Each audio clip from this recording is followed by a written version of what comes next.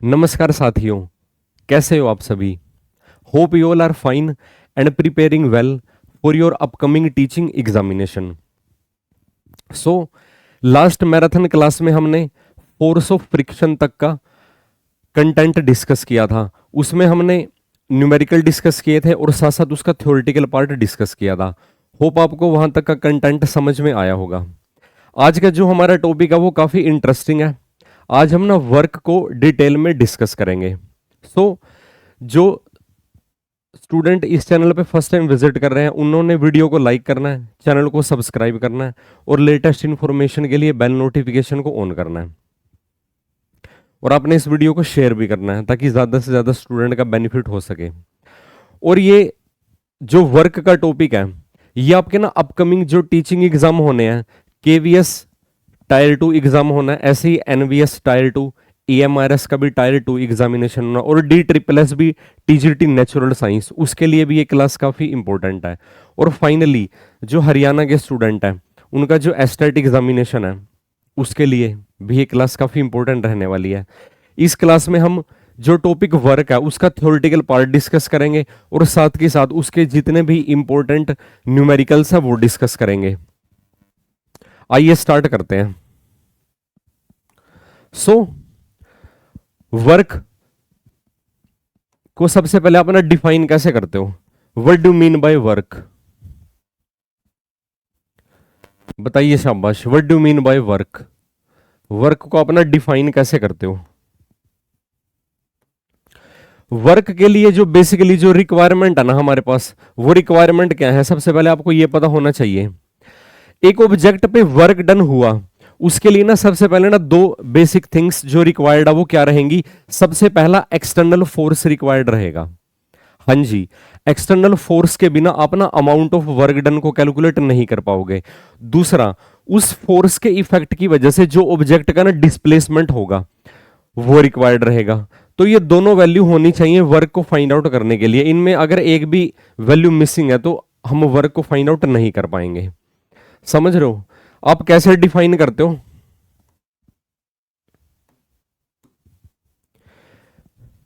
The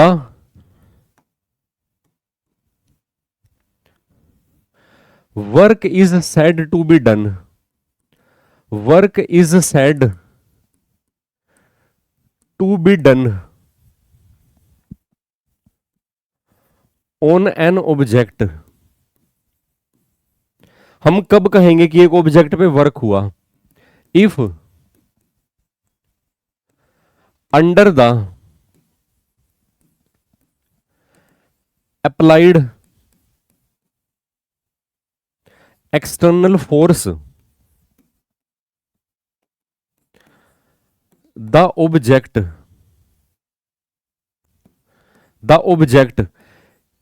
और इसमें ये बात मेंशन कर लेना, point of application of force. ये भी बात ध्यान रखना, point of application of force ये सबसे जरूरी है। जिस पॉइंट ऑफ एप्लीकेशन, सॉरी, जिस पॉइंट पे ना फोर्स अप्लाई किया, जो एक्सटर्नल फोर्स एक पर्टिकुलर पॉइंट पे तो अप्लाई करोगे ऑब्जेक्ट पे, point of application of force. देखो होगा तो इफेक्ट पूरे ऑब्जेक्ट पे ही, क्योंकि एज ए बॉडी हम उसको ट्रीट कर रहे हैं तो ऑब्जेक्ट पूरे ऑब्जेक्ट पे ही होगा। लेकिन प्रॉपर ये एक वर्ड आपको ध्यान रखना, point of application of force. If under the applied external force the object, यानी कि point of application is displaced,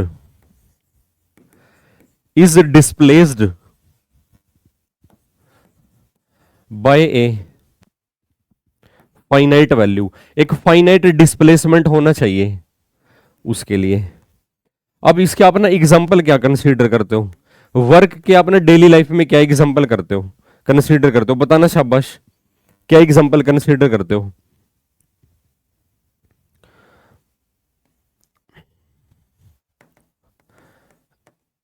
uplifting A suitcase, एक सूटकेस को अपलिफ्ट किया, और उसके अलावा पुलिंग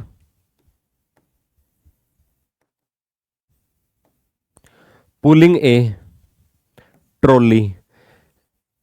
एक ट्रॉली को जब आप ना पुल करते हो, जो सामान ले जाने के लिए यूज की जाती है, समझ पा रहे होंगे आप?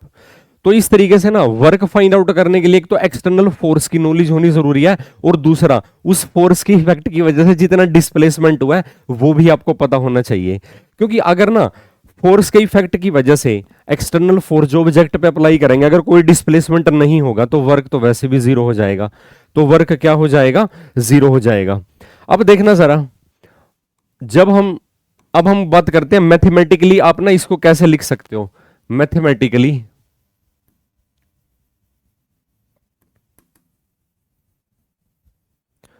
हम मैं सबको आपको सबसे पहले ना इसका ना डायग्राम ड्रॉ करके दिखा रहा हूं। हम सबसे पहले ना डायग्राम ड्रॉ करेंगे इसका, फिर हम इसका ना मैथमेटिकल फॉर्मूलेशन उसके बाद लिखेंगे, समझ रहे हो। हम इसका मैथमेटिकल फॉर्मूलेशन उसके बाद लिखेंगे। अब ये एक ऑब्जेक्ट है, ठीक है। इस ऑब्जेक्ट पे जब फोर्स एक्ट करेगा, जब इस ऑब्जेक्ट पे फोर्स एक्ट करेगा एक फाइनाइट वैल्यू से, तो ये क्या हो जाएगा ना, डिस्प्लेस हो जाएगा कुछ इस तरीके से, तो ये यहां पे आ जाएगा। अब देखना जरा, इस ऑब्जेक्ट का मास m है, इस पे जो अप्लाइड एक्सटर्नल फोर्स है उसकी वैल्यू को हमने f से रिप्रेजेंट कर दिया, समझ रहे हो। और इस फोर्स के इफेक्ट की वजह से जो ना डिस्प्लेसमेंट हुआ along the direction of force, अगर आप उसको ना s से रिप्रेजेंट करते हो, सो हेयर जो F है वो क्या है, अप्लाइड एक्सटर्नल फोर्स ऑब्जेक्ट पे, वो क्या है, अप्लाइड एक्सटर्नल फोर्स ऑब्जेक्ट पे, वो क्या रहेगा, अप्लाइड एक्सटर्नल फोर्स रहेगा। और यहां पे जो हमने ना एस यूज किया है, एस का क्या मतलब है, डिस्प्लेसमेंट ऑफ ऑब्जेक्ट। एस से हमने किसको रिप्रेजेंट किया हुआ है, displacement of object. So so work को अपना कैसे डिफाइन करते हो, वर्क को हमने कहा है कि भाई हम ना फोर्स और डिस्प्लेसमेंट के ना डॉट प्रोडक्ट की फॉर्म में आप उसको ना डिफाइन करते हो। अब देखना जरा, जिस डायरेक्शन में ऑब्जेक्ट पे फोर्स अप्लाई कर दिया उस ऑब्जेक्ट की डिस्प्लेसमेंट भी क्या है, फोर्स की डायरेक्शन में है। ऑब्जेक्ट की जो डिस्प्लेसमेंट है उसकी डायरेक्शन क्या है, along the direction of force है। सो यहां पे फोर्स का मैग्नीट्यूड, आपको डॉट प्रोडक्ट तो आता ही है खोलना, डिस्प्लेसमेंट का मैग्नीट्यूड और cosine of the angle between them, तो ये बनेगा कोसाइन जीरो। तो यहां पे सिंपली ना वर्क हो जाएगा फोर्स और डिस्प्लेसमेंट का मल्टीप्लिकेशन। वर्क आप कैसे फाइंड आउट करोगे, फोर्स और डिस्प्लेसमेंट के मल्टीप्लिकेशन से। अच्छा उसके बाद है, अगर आप ना यूनिट लिखो फोर्स की, फोर्स को अपना मेजर किस में करते हो, फोर्स के लिए अपना क्या यूनिट यूज करते हो, देखो सॉरी वर्क के लिए। अब फोर्स को तो अपना मेजर करते हो न्यूटन के अंदर, डिस्प्लेसमेंट को मेजर करते हो मीटर के अंदर, तो न्यूटन मीटर पर जाएगा। और स्पेसिफिकली या फिर इसका यूनिट बन जाएगा जूल। क्योंकि ना जैसे वर्क एनर्जी थ्योरम के अकॉर्डिंग वर्क किसको रिप्रेजेंट करता है, ऑब्जेक्ट की एनर्जी के चेंज को रिप्रेजेंट करता है। और आपको अच्छे से पता है कि जो एनर्जी है उसको हम ना जूल में मेजर करते हैं, इसी वजह से जो वर्क का यूनिट होएगा ना वो जूल रहेगा। वर्क का जो ऐसा यूनिट रहेगा वो क्या रहेगा, जूल रहेगा। और सीजीएस यूनिट क्या रहेगा, अर्ग रहेगा। सीजीएस यूनिट क्या रहेगा, अर्ग रहेगा, ERG से जिसको हम डिनोट करते हैं। होप आपको अभी तक का कंटेंट समझ में आया होगा। और मैं आपको ना डॉट प्रोडक्ट के बारे में भी थोड़ी सी इंफॉर्मेशन दे देता हूं, जिन स्टूडेंट को ना डॉट प्रोडक्ट की नॉलेज नहीं है, एक बार मैं आपको ना डॉट प्रोडक्ट के बारे में भी बता देता हूं। Dot product of two vectors, दो वेक्टर का ना जब आपको ना डॉट प्रोडक्ट की वैल्यू फाइंड आउट करनी हो तो आप ना कैसे उसको इवेल्युएट करोगे, समझ पा रहे होंगे। डॉट प्रोडक्ट की वैल्यू, डॉट प्रोडक्ट, इसको ना स्केलर प्रोडक्ट भी बोलते हैं मैथमेटिक्स में।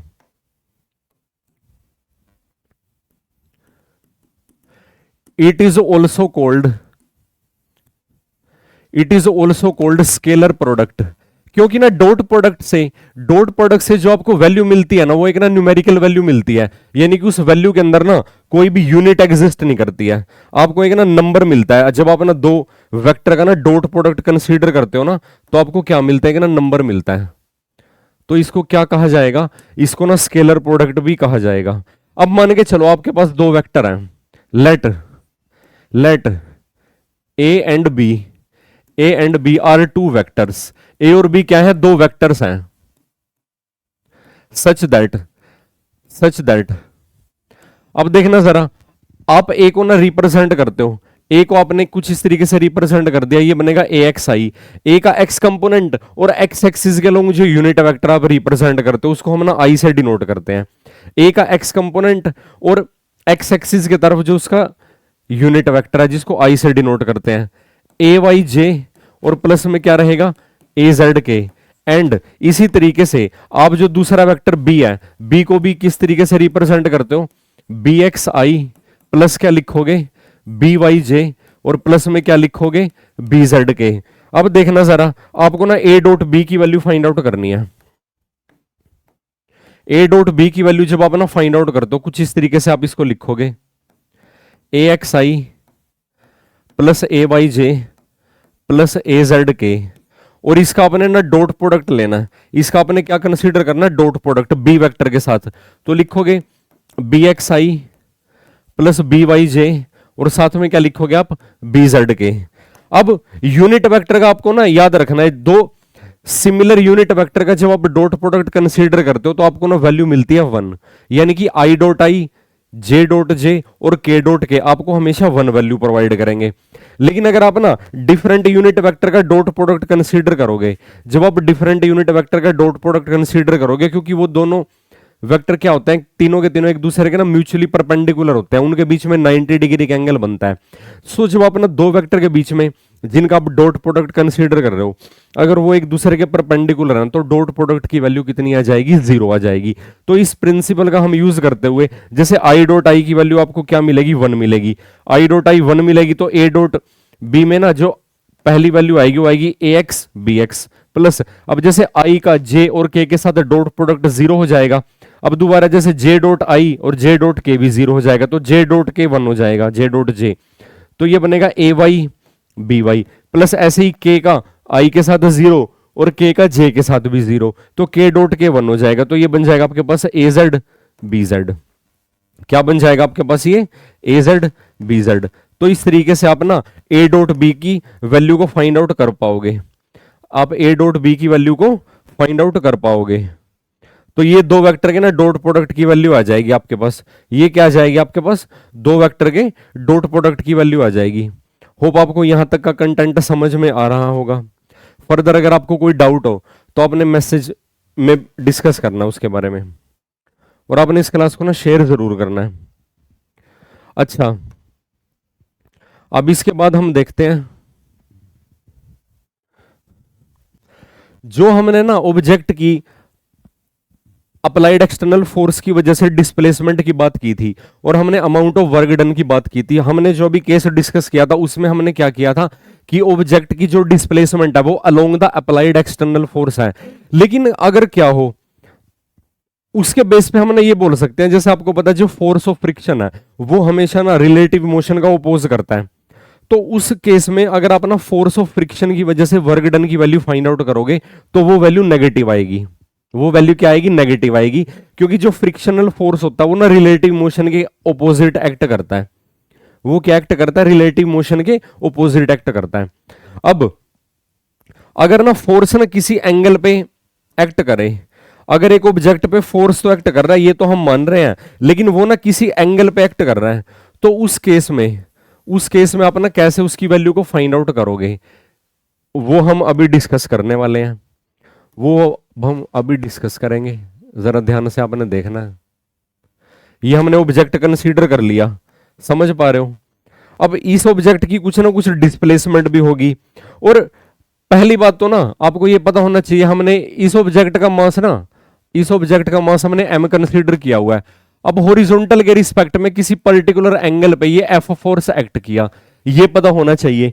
ये फोर्स ना हॉरिजॉन्टल के रिस्पेक्ट में किसी पर्टिकुलर एंगल पे एक्ट किया, मान लीजिए वो थीटा डिग्री का एंगल है, ये देखना जरा, ये यहां पे ना हॉरिजॉन्टल है, ठीक है। अब हॉरिजॉन्टल के रिस्पेक्ट में जो फोर्स है वो ना थीटा डिग्री पे एक्ट किया। अब इस तरीके की सिचुएशन में अगर आपको ना वर्क डन की वैल्यू फाइंड आउट करनी हो तो आप कैसे फाइंड आउट करोगे।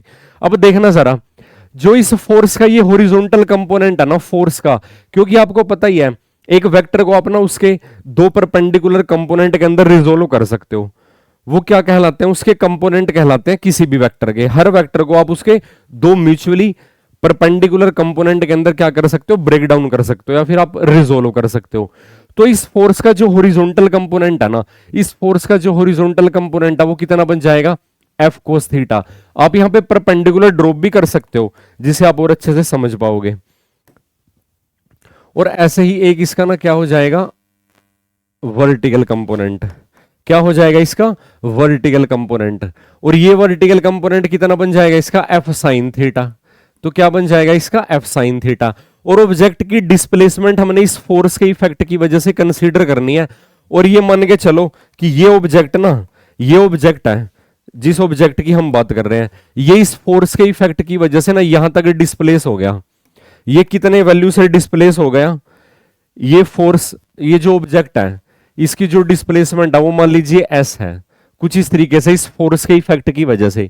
अब आप यहां पे देखो जरा, यहां पे जब आप ना अमाउंट ऑफ वर्क डन की वैल्यू फाइंड आउट करोगे, वर्क डन बताना, शाबाश, वर्क डन बाय, अब देखो क्योंकि आपने ना फोर्स को दो कंपोनेंट में ब्रेक कर लिया, आपको ना डिस्प्लेसमेंट की वैल्यू भी पता है ना।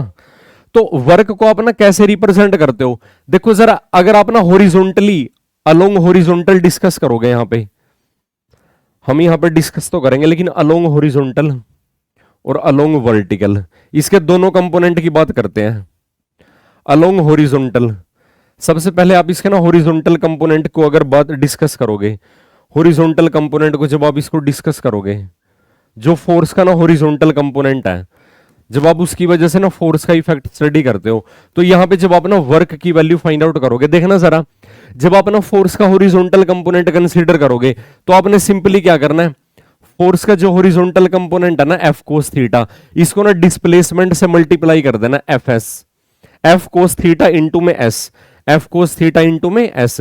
तो ये आपको ना क्या वैल्यू प्रोवाइड करेगा, इज इक्वल टू, बताओ शाबाश, ये आपको क्या वैल्यू प्रोवाइड करेगा, F S cosine theta.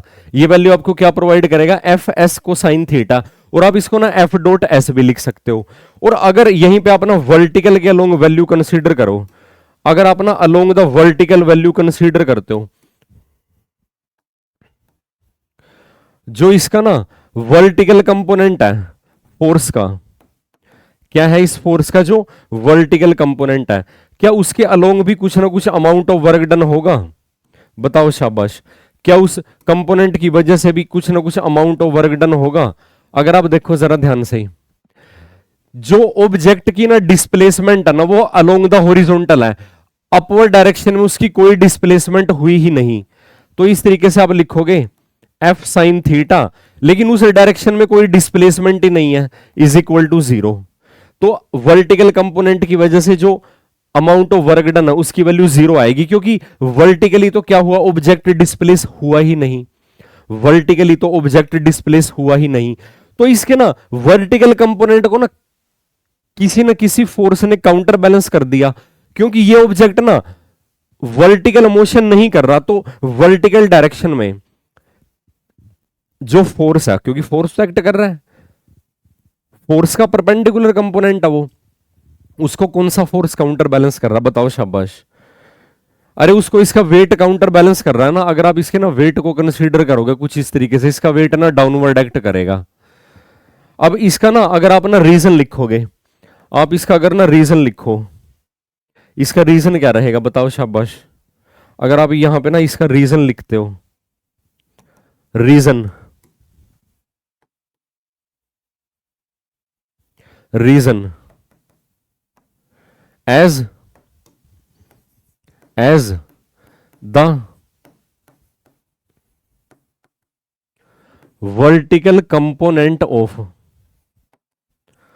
Force is balanced by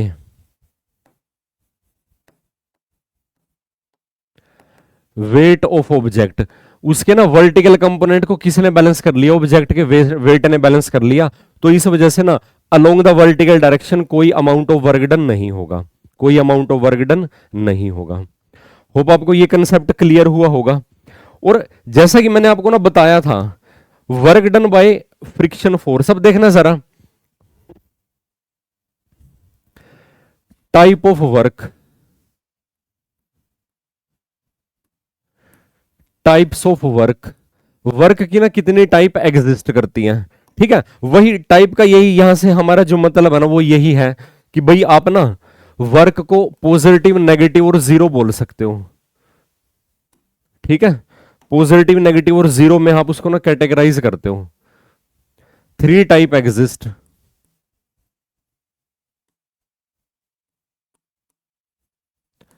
three types exist. इसकी ना वर्क की बेसिकली तीन टाइप एग्जिस्ट करती है। जो पहली टाइप है वो रिप्रेजेंट करती है पॉजिटिव वर्क को, दूसरी टाइप नेगेटिव को, और तीसरी टाइप रिप्रेजेंट करती है जीरो वर्क डन को। समझ पा रहे हो बात को, समझ पा रहे हो बात को। तो जो इसकी फर्स्ट टाइप है उसको आप लिखोगे पॉजिटिव वर्क, पॉजिटिव वर्क, समझ रहे हो, पॉजिटिव वर्क कहलाएगा क्या।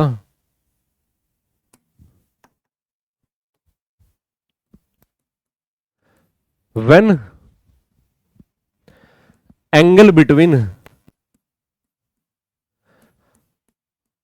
फोर्स एंड डिस्प्लेसमेंट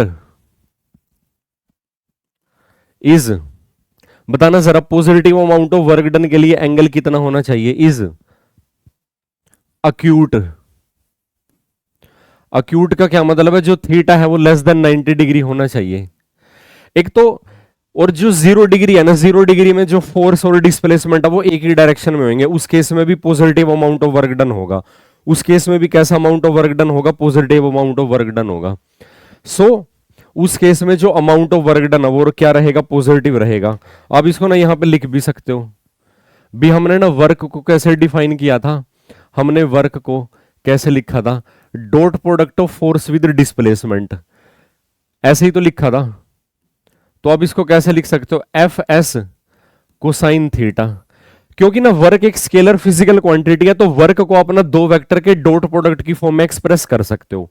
वर्क क्या है कि ना स्केलर फिजिकल क्वांटिटी है, और जो स्केलर फिजिकल क्वांटिटी होती है आप उसको ना दो वेक्टर के डॉट प्रोडक्ट की फॉर्म में एक्सप्रेस कर सकते हो।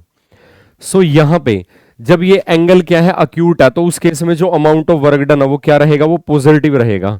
उसके बाद है जो इसका बी पार्ट है, बी पार्ट में हम बात करते हैं नेगेटिव वर्क की, नेगेटिव वर्क की। नेगेटिव वर्क को आप कैसे डिफाइन करते हो, बताना शाबाश। नेगेटिव वर्क को आप ना कैसे डिफाइन करोगे,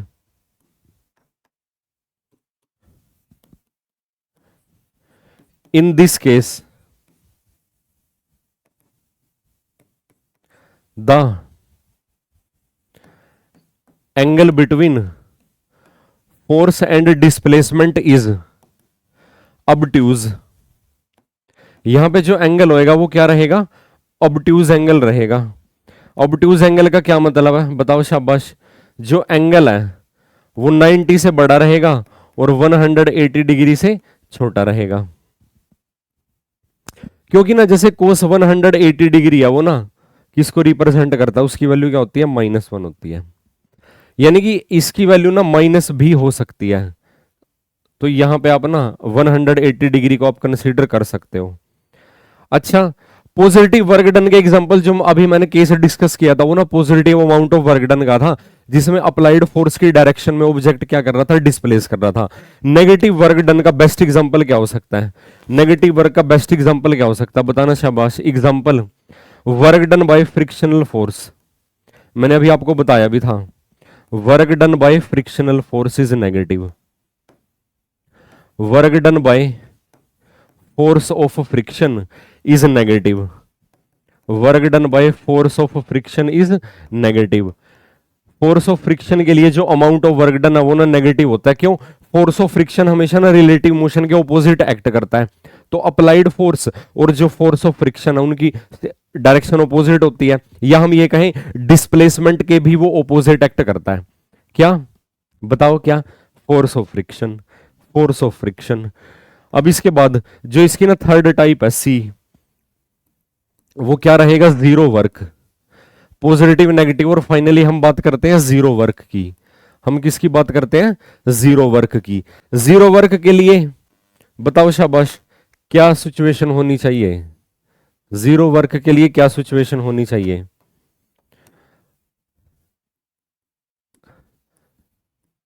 व्हेन और हम यहां पे ये मान के चल रहे हैं कि भाई जो डिस्प्लेसमेंट और फोर्स है दोनों के दोनों को हम ना नॉन जीरो कंसीडर कर रहे हैं। अब मान के चलो जीरो वर्क तो उस केस में भी होगा, आप एक ना दीवार पे धक्का लगा रहे हो, अब आप दीवार को हिला थोड़ी पाओगे, समझ रहे हो? तो उस केस में डिस्प्लेसमेंट क्या है, जीरो है। उस केस में जो डिस्प्लेसमेंट है वो जीरो है। तो हम यहां पे ये मान के चल रहे हैं कि जीरो वर्क हम उस फोर्स के लिए कंसीडर कर रहे हैं जिसमें डिस्प्लेसमेंट भी नॉन जीरो है। हम एंगल की टर्म्स में उसको जीरो करना चाहते हैं। when angle between force and displacement is 90 degree, तब उस केस में क्या हो जाएगा, उस केस में क्या हो जाएगा, जो वर्क डन है, सो वर्क डन की जब आप बात करते हो, वर्क डन को आप कैसे लिखते हो, फोर्स और डिस्प्लेसमेंट के डॉट प्रोडक्ट की फॉर्म में। तो ये रहेगा फोर्स का मैग्नीट्यूड, डिस्प्लेसमेंट का मैग्नीट्यूड और कोसाइन ऑफ 90 डिग्री। कोस 90 की वैल्यू जीरो होती है, कोस 90 की वैल्यू क्या होती है, जीरो होती है। कोस 90 की वैल्यू क्या होती है दोस्तों, जीरो होती है। तो अगर उसकी वैल्यू जीरो होती है तो उस केस में जो वर्क डन की वैल्यू रहेगी जीरो रहेगी। अब आप जल्दी से इसके एग्जांपल बताओ, जरा जल्दी से आप इसके एग्जांपल बताओ। Work done bye centripetal force is zero, work done bye centripetal force is zero. आप अच्छे से समझते हो ना सेंट्रीपिटल फोर्स, बताओ शाबाश। अगर एक ऑब्जेक्ट ना सर्कुलर पाथ में ट्रेवल कर रहा है तो उसको ना मूव करने के लिए जो फोर्स रिक्वायरमेंट होता है वो क्या होता है, सेंट्रीपिटल फोर्स होता है। Centripetal force along the direction towards the centre act करता है, along the direction towards the centre act करता है। हम इसको डायग्रामेटिकली भी ड्रॉ कर सकते हैं, कोई इश्यू नहीं है। मैं आपको ना डायग्राम बना के समझा देता हूं अच्छे से, एक बार मैं आपको ना डायग्राम बना के समझा देता हूं। जैसे देखो ये आपके पास है ना सर्कल है, और सर्कल पे हम ना कंसीडर कर रहे हैं, देखो इस सर्कल की जो रेडियस है वो आर है, और यहां पे एक ना एम मास का ऑब्जेक्ट है जो ना इस सर्कल पे ट्रैवल कर रहा है। देखो ये उसकी वेलोसिटी की डायरेक्शन है, वेलोसिटी की भी बोल सकते हो और डिस्प्लेसमेंट की भी बोल सकते हो, वेलोसिटी की भी बोल सकते हो और डिस्प्लेसमेंट की भी बोल सकते हो। तो देखना जरा, और यहां पे एक बात और ध्यान रखना, यहां पे जो इस पे ना फोर्स एक्ट कर रहा है वो towards the centre along the radius towards the centre act कर रहा है, along the radius towards the centre act कर रहा है। तो फोर्स और डिस्प्लेसमेंट के बीच में जो एंगल है वो कितना बन जाएगा, जीरो बन जाएगा। फोर्स और डिस्प्लेसमेंट के बीच में जो एंगल है वो क्या बन जाएगा, जीरो बन जाएगा। सेंट्रीपिटल फोर्स डॉट में क्या रहेगा, डिस्प्लेसमेंट, और सेंट्रीपिटल फोर्स और डिस्प्लेसमेंट एक दूसरे के रिस्पेक्ट में ना 90 डिग्री पे एक्ट करते हैं। तो यहां पे आपके पास जो वर्क डन की वैल्यू है वो वैल्यू आपके पास जीरो आ जाएगी, वो वैल्यू क्या आ जाएगी आपके पास, जीरो आ जाएगी। और दूसरा इसका क्या एग्जांपल है, सिंपल पेंडुलम में जो बॉब पे फोर्स एक्ट करता है, या फिर एक ऑब्जेक्ट पे स्पेशली सर देखो होता तो पता क्या, अब सिंपल हार्मोनिक मोशन में वो कंप्लीट सर्कल नहीं बनता, वो एक सर्कल की आर्क बनती है लगभग।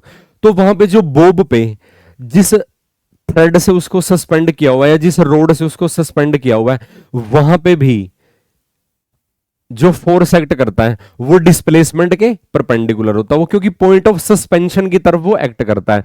वो कहां एक्ट करता है, पॉइंट ऑफ सस्पेंशन की तरफ वो एक्ट करता है। और जो मोशन है वो अलोंग द टेंजेंट होती है पाथ के, वो मोशन क्या होती है, या फिर displacement along the tangent to the path होती है। तो वहां पे भी ना फोर्स और डिस्प्लेसमेंट के बीच में 90 डिग्री का एंगल एग्जिस्ट करता है, फोर्स और डिस्प्लेसमेंट के बीच में 90 डिग्री का एंगल एग्जिस्ट करता है।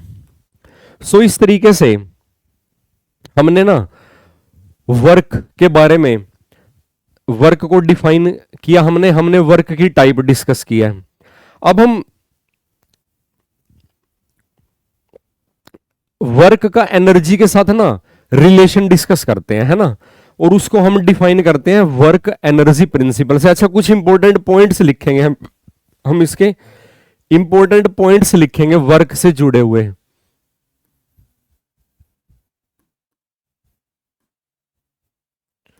Important points related with work, है ना, वर्क से रिलेटेड कुछ इंपॉर्टेंट पॉइंट्स अगर आप डिस्कस करोगे इंपॉर्टेंट पॉइंट्स,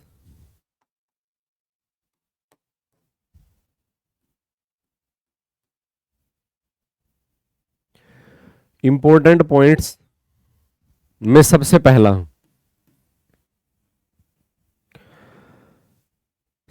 तो देखो हमने work is a scalar physical quantity, work is a scalar physical quantity and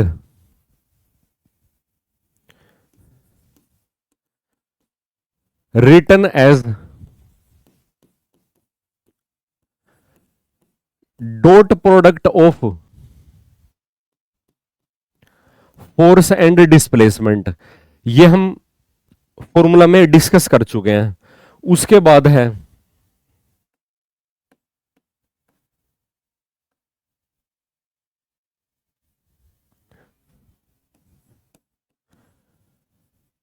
it can be positive, work क्या हो सकता है, पॉजिटिव भी हो सकता है, नेगेटिव भी हो सकती है और जीरो भी हो सकता है, depending upon the angle, depending upon the angle.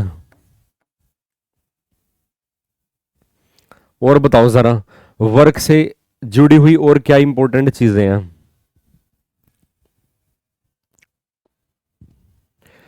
It is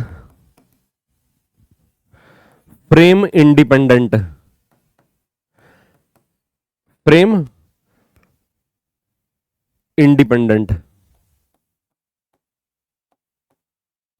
work क्या रहेगा, क्या वर्क ना फ्रेम पे डिपेंड करेगा या वर्क फ्रेम से क्या रहेगा, इंडिपेंडेंट रहेगा। इट इज फ्रेम डिपेंडेंट, जो वर्क है वो क्या होता है, फ्रेम डिपेंडेंट होता है।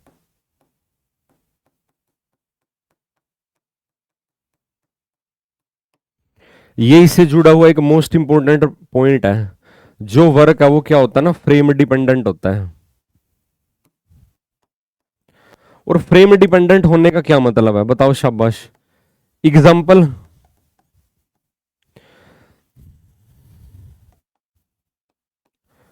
Work on a box with in train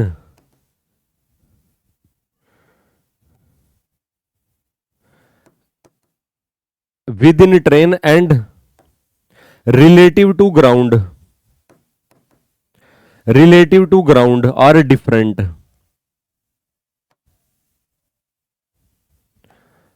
अब देखना जरा, अगर एक बॉक्स को ना चलती हुई ट्रेन में धक्का दिया जा रहा है तो amount of work done with in train कितना होगा, विद इन ट्रेन उतना होगा उस बॉक्स को धक्का देके जितना वो डिस्प्लेस कर दिया। तो अप्लाइड फोर्स की वैल्यू अगर पता है तो फोर्स की वैल्यू को डिस्प्लेसमेंट से मल्टीप्लाई कर दोगे। लेकिन उसी ऑब्जेक्ट पे, उसी बॉक्स पे ग्राउंड के रिलेटिव अगर आप फोर्स फाइंड आउट करोगे तो वो डिफरेंट आएगा, क्योंकि ट्रेन और ग्राउंड वो अलग अलग फ्रेम में है। समझ पा रहे होंगे कि भाई ग्राउंड के रिस्पेक्ट में ना तो ट्रेन भी तो डिस्प्लेस हो रही है फर्दर, तो ग्राउंड के रिस्पेक्ट में जो बॉक्स पे अमाउंट ऑफ वर्क डन होगा उसमें ना बॉक्स की displacement with in train plus train की displacement with respect to ground वो भी कंसीडर करनी पड़ेगी और वो ऐड करनी पड़ेगी। समझ पा रहे होंगे, समझ पा रहे होंगे। सो इस तरीके से वर्क को हम कैसे कैटेगराइज करते हैं, वर्क को हमने बोल दिया कि ये क्या होता है, फ्रेम डिपेंडेंट होता है। अच्छा उसके बाद बताओ जरा, कंजर्वेटिव फील्ड का केस डिस्कस करें हम। कंजर्वेटिव फील्ड के केस में वर्क कैसा होगा और नॉन कंजर्वेटिव फील्ड के केस में वर्क कैसा होगा। कंजर्वेटिव फील्ड का हम बात करते हैं। कंजर्वेटिव फील्ड में, अब कंजर्वेटिव फील्ड का आप अच्छे से समझ सकते हो।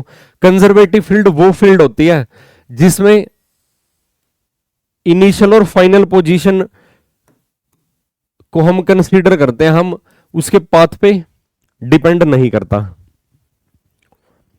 और वर्क क्या होता है ना, पाथ इंडिपेंडेंट होता है। सबसे पहले हम ना कंजर्वेटिव फील्ड को डिफाइन करेंगे।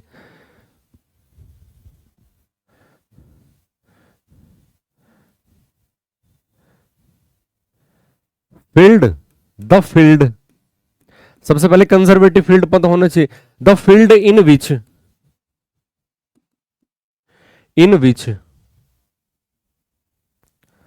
The work is depend only on initial and final points, या फिर आप पोजीशन भी बोल सकते हो। Initial and final position of an object, position of the object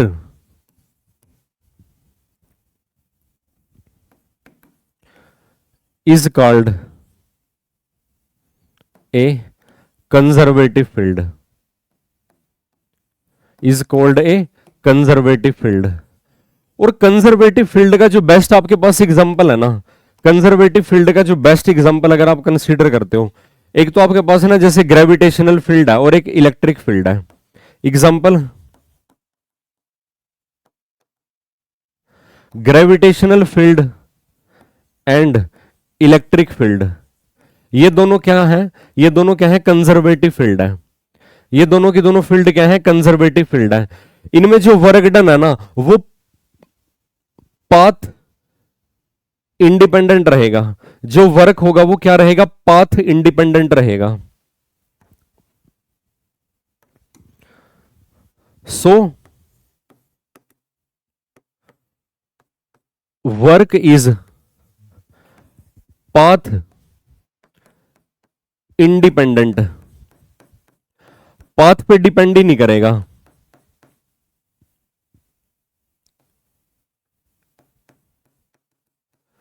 work is path independent, work क्या रहेगा, पाथ पे, पाथ से इंडिपेंडेंट रहेगा कंजर्वेटिव फील्ड के केस में।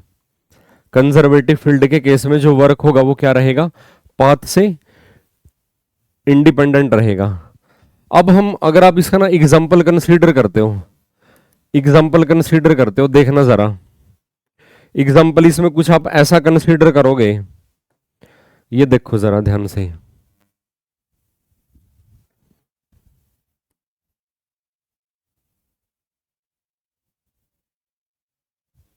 अगर आप एक ना ट्रायंगुलर पाथ कंसीडर करते हो, देखो जरा यहां पे ए, ये बी है और ये सी है, ये एंगल क्या है, थीटा, और ये जो हाइट है, ये हाइट है एच, ये टोटल डिस्प्लेसमेंट है यहां से लेके यहां तक, इसको आपने एस का नाम दे दिया। अब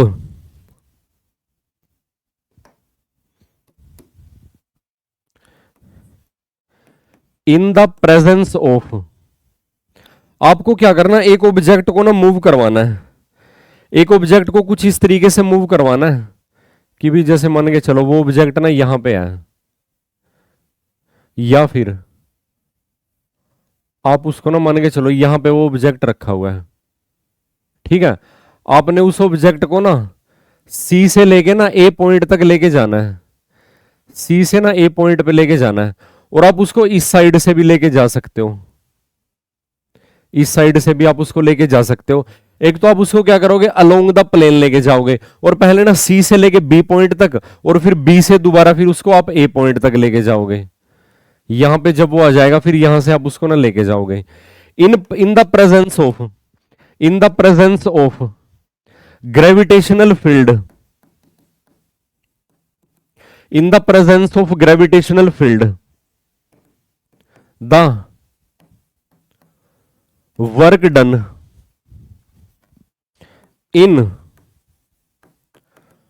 moving an object from C to A is path independent, वो क्या रहेगा, पाथ इंडिपेंडेंट रहेगा। पाथ इंडिपेंडेंट रहेगा, और अगर वो पाथ इंडिपेंडेंट रहेगा, पाथ इंडिपेंडेंट रहेगा, तो आप क्या लिख सकते हो? सो देखो जरा, जो वर्क डन है ना, वर्क डन सी से लेके ए तक जाने में वो किसके बराबर होगा? जो वर्क डन होगा सी से पहले अपना बी पे लेके जाओ और फिर अपना ए पे लेके जाओ। इस बात का आपने क्या रखना, ध्यान रखना है। सो यहां पे जो वर्क है वो क्या रहेगा? वो पाथ इंडिपेंडेंट रहेगा। तो इस तरीके से अपना कंजर्वेटिव फील्ड के केस में भी वर्क की वैल्यू फाइंड आउट कर सकते हो, और वो क्या रहेगा? पाथ इंडिपेंडेंट रहेगा। वर्क क्या रहेगा? पाथ इंडिपेंडेंट रहेगा। अब उसके बाद हम जो बात करने वाले हैं वो आपके पास जो नेक्स्ट पॉइंट है वो रहेगा नॉन कंजर्वेटिव फील्ड। आपके पास क्या रहेगा? Non conservative field. Non conservative force भी बोल सकते हो आप, non conservative forces, non conservative forces भी आप बोल सकते हो।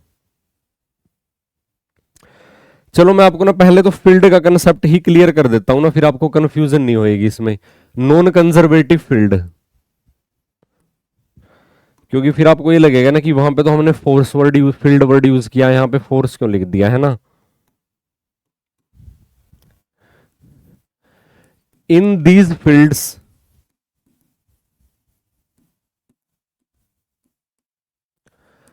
Work done is path dependent.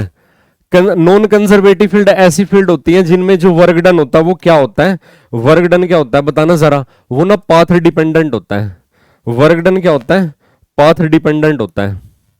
अब इसका अगर आप ना एग्जाम्पल कंसीडर करते हो, इसका अगर आप ना एग्जाम्पल कंसीडर करते हो, वो क्या रहेगा?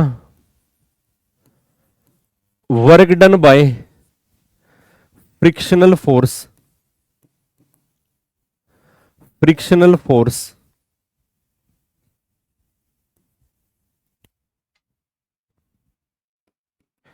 Is path dependent. Work done bye frictional force is path dependent. क्यों? अब इसका रीजन भी लिखो। अब यहां पे इसका रीजन क्या रहेगा? बताओ जरा, इसका रीजन क्या रहेगा? As there is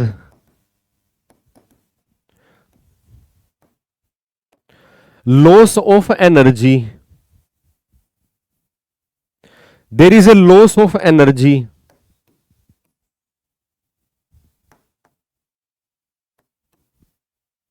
loss of energy along a loss of energy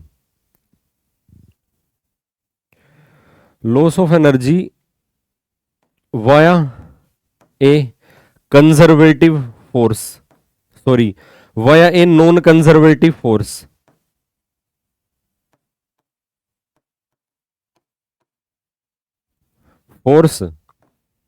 hence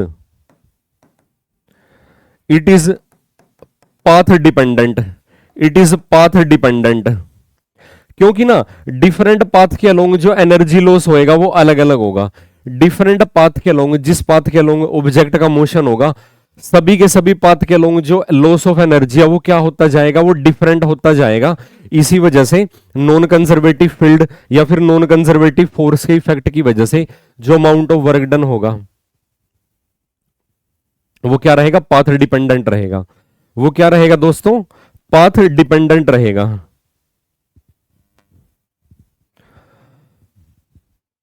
hope आपको यहां तक का जो कंसेप्ट है वो क्लियर हुआ होगा। अब इसके बाद हम बात करते हैं जो वर्क एनर्जी थ्योरम है ना। अभी हम जब न्यूमेरिकल डिस्कस करेंगे ना, मैं आपको तब करवाऊंगा वर्क एनर्जी थ्योरम, ठीक है? अब तक हम जो कंसेप्ट डिस्कस किया हुआ हम उसके बेस पे ना न्यूमेरिकल डिस्कस करते हैं। क्या करेंगे दोस्तों? अभी हम न्यूमेरिकल डिस्कस करेंगे। अभी हम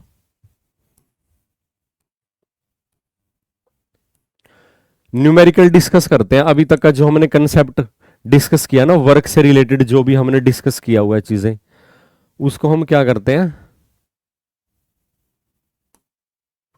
उसके बेस पे हम ना न्यूमेरिकल डिस्कस करते हैं। अब देखना जरा इस क्वेश्चन में ना क्या सिचुएशन गिवन है।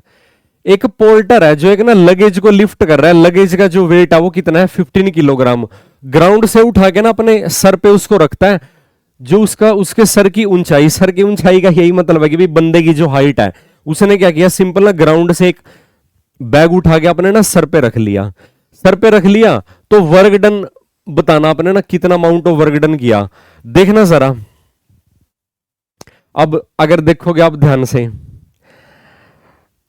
जो मिनिमम फोर्स है ना किसी भी ऑब्जेक्ट को लिफ्ट करने के लिए, वो उसका ना वेट के इक्वल होता है।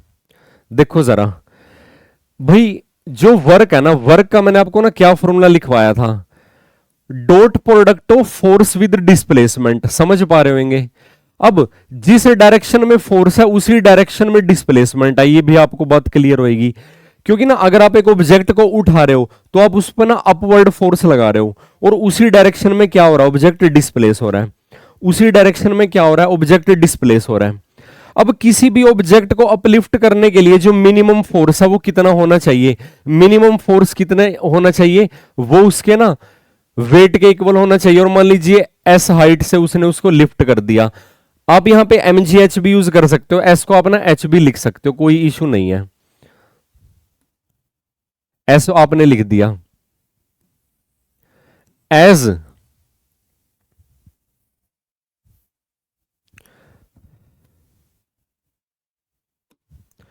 एज मिनिमम फोर्स, क्या लिखोगे यहां पे, मैंने mg क्यों यूज किया, minimum force required to uplift an object is equal to its weight। वो उसके किसके इक्वल होएगा, वो उसके ना वेट के इक्वल होएगा, वो उस ऑब्जेक्ट के ना वेट के इक्वल होएगा। इस बात का आपने ध्यान रखना है, इस बात का आपने ध्यान रखना है, वो उस ऑब्जेक्ट के वेट के इक्वल होएगा। तो जो वर्क डन है इज इक्वल टू, तो वर्क डन का क्या वैल्यू आ जाएगी आपके पास, mgs। ऑब्जेक्ट का मास कितना है भाई, ऑब्जेक्ट का मास है 15 किलोग्राम, इनटू में एक्सेलेरेशन ड्यू टू ग्रेविटी की वैल्यू को 10 कंसीडर करना, इनटू में displacement 2 metre above the ground, तो डिस्प्लेसमेंट यहां पे 2 मीटर है। 150 का डबल कितना हो जाएगा आपके पास 300, और वर्क को आप मेजर करते हो न्यूटन मीटर के अंदर, 300 न्यूटन मीटर, यानी कि first option is the required answer, first option is the required answer.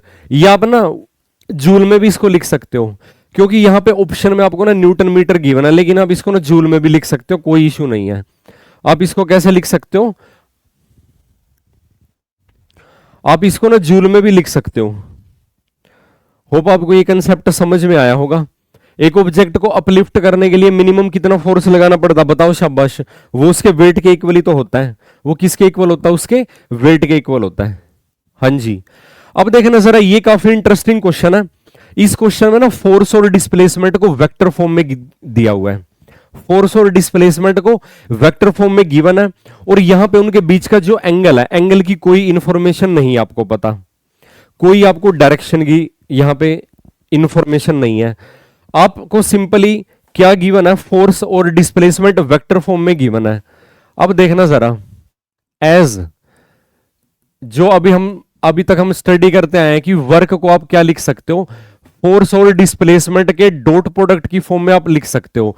Work को आप कैसे एक्सप्रेस करोगे, dot product of force with displacement. इसका मतलब क्या हुआ, और मैंने आपको ना ए डॉट बी का ना डिस्प्लेसमेंट करके भी दिखाया था, हमने ना 2 वेक्टर कंसीडर किए थे। अब यहां पे जो फोर्स वेक्टर है, फोर्स वेक्टर की वैल्यू आपको पता है, फोर्स वेक्टर की वैल्यू आपको पता है, इसका आपने ना डॉट प्रोडक्ट कंसीडर करना है डिस्प्लेसमेंट के साथ। इसका जो आप ना डॉट प्रोडक्ट कंसीडर कर रहे हो डिस्प्लेसमेंट के साथ, देखना जरा शाबाश, डिस्प्लेसमेंट जो वेक्टर है वो आपको ये गिवन है, डिस्प्लेसमेंट वेक्टर की वैल्यू भी आपको गिवन है।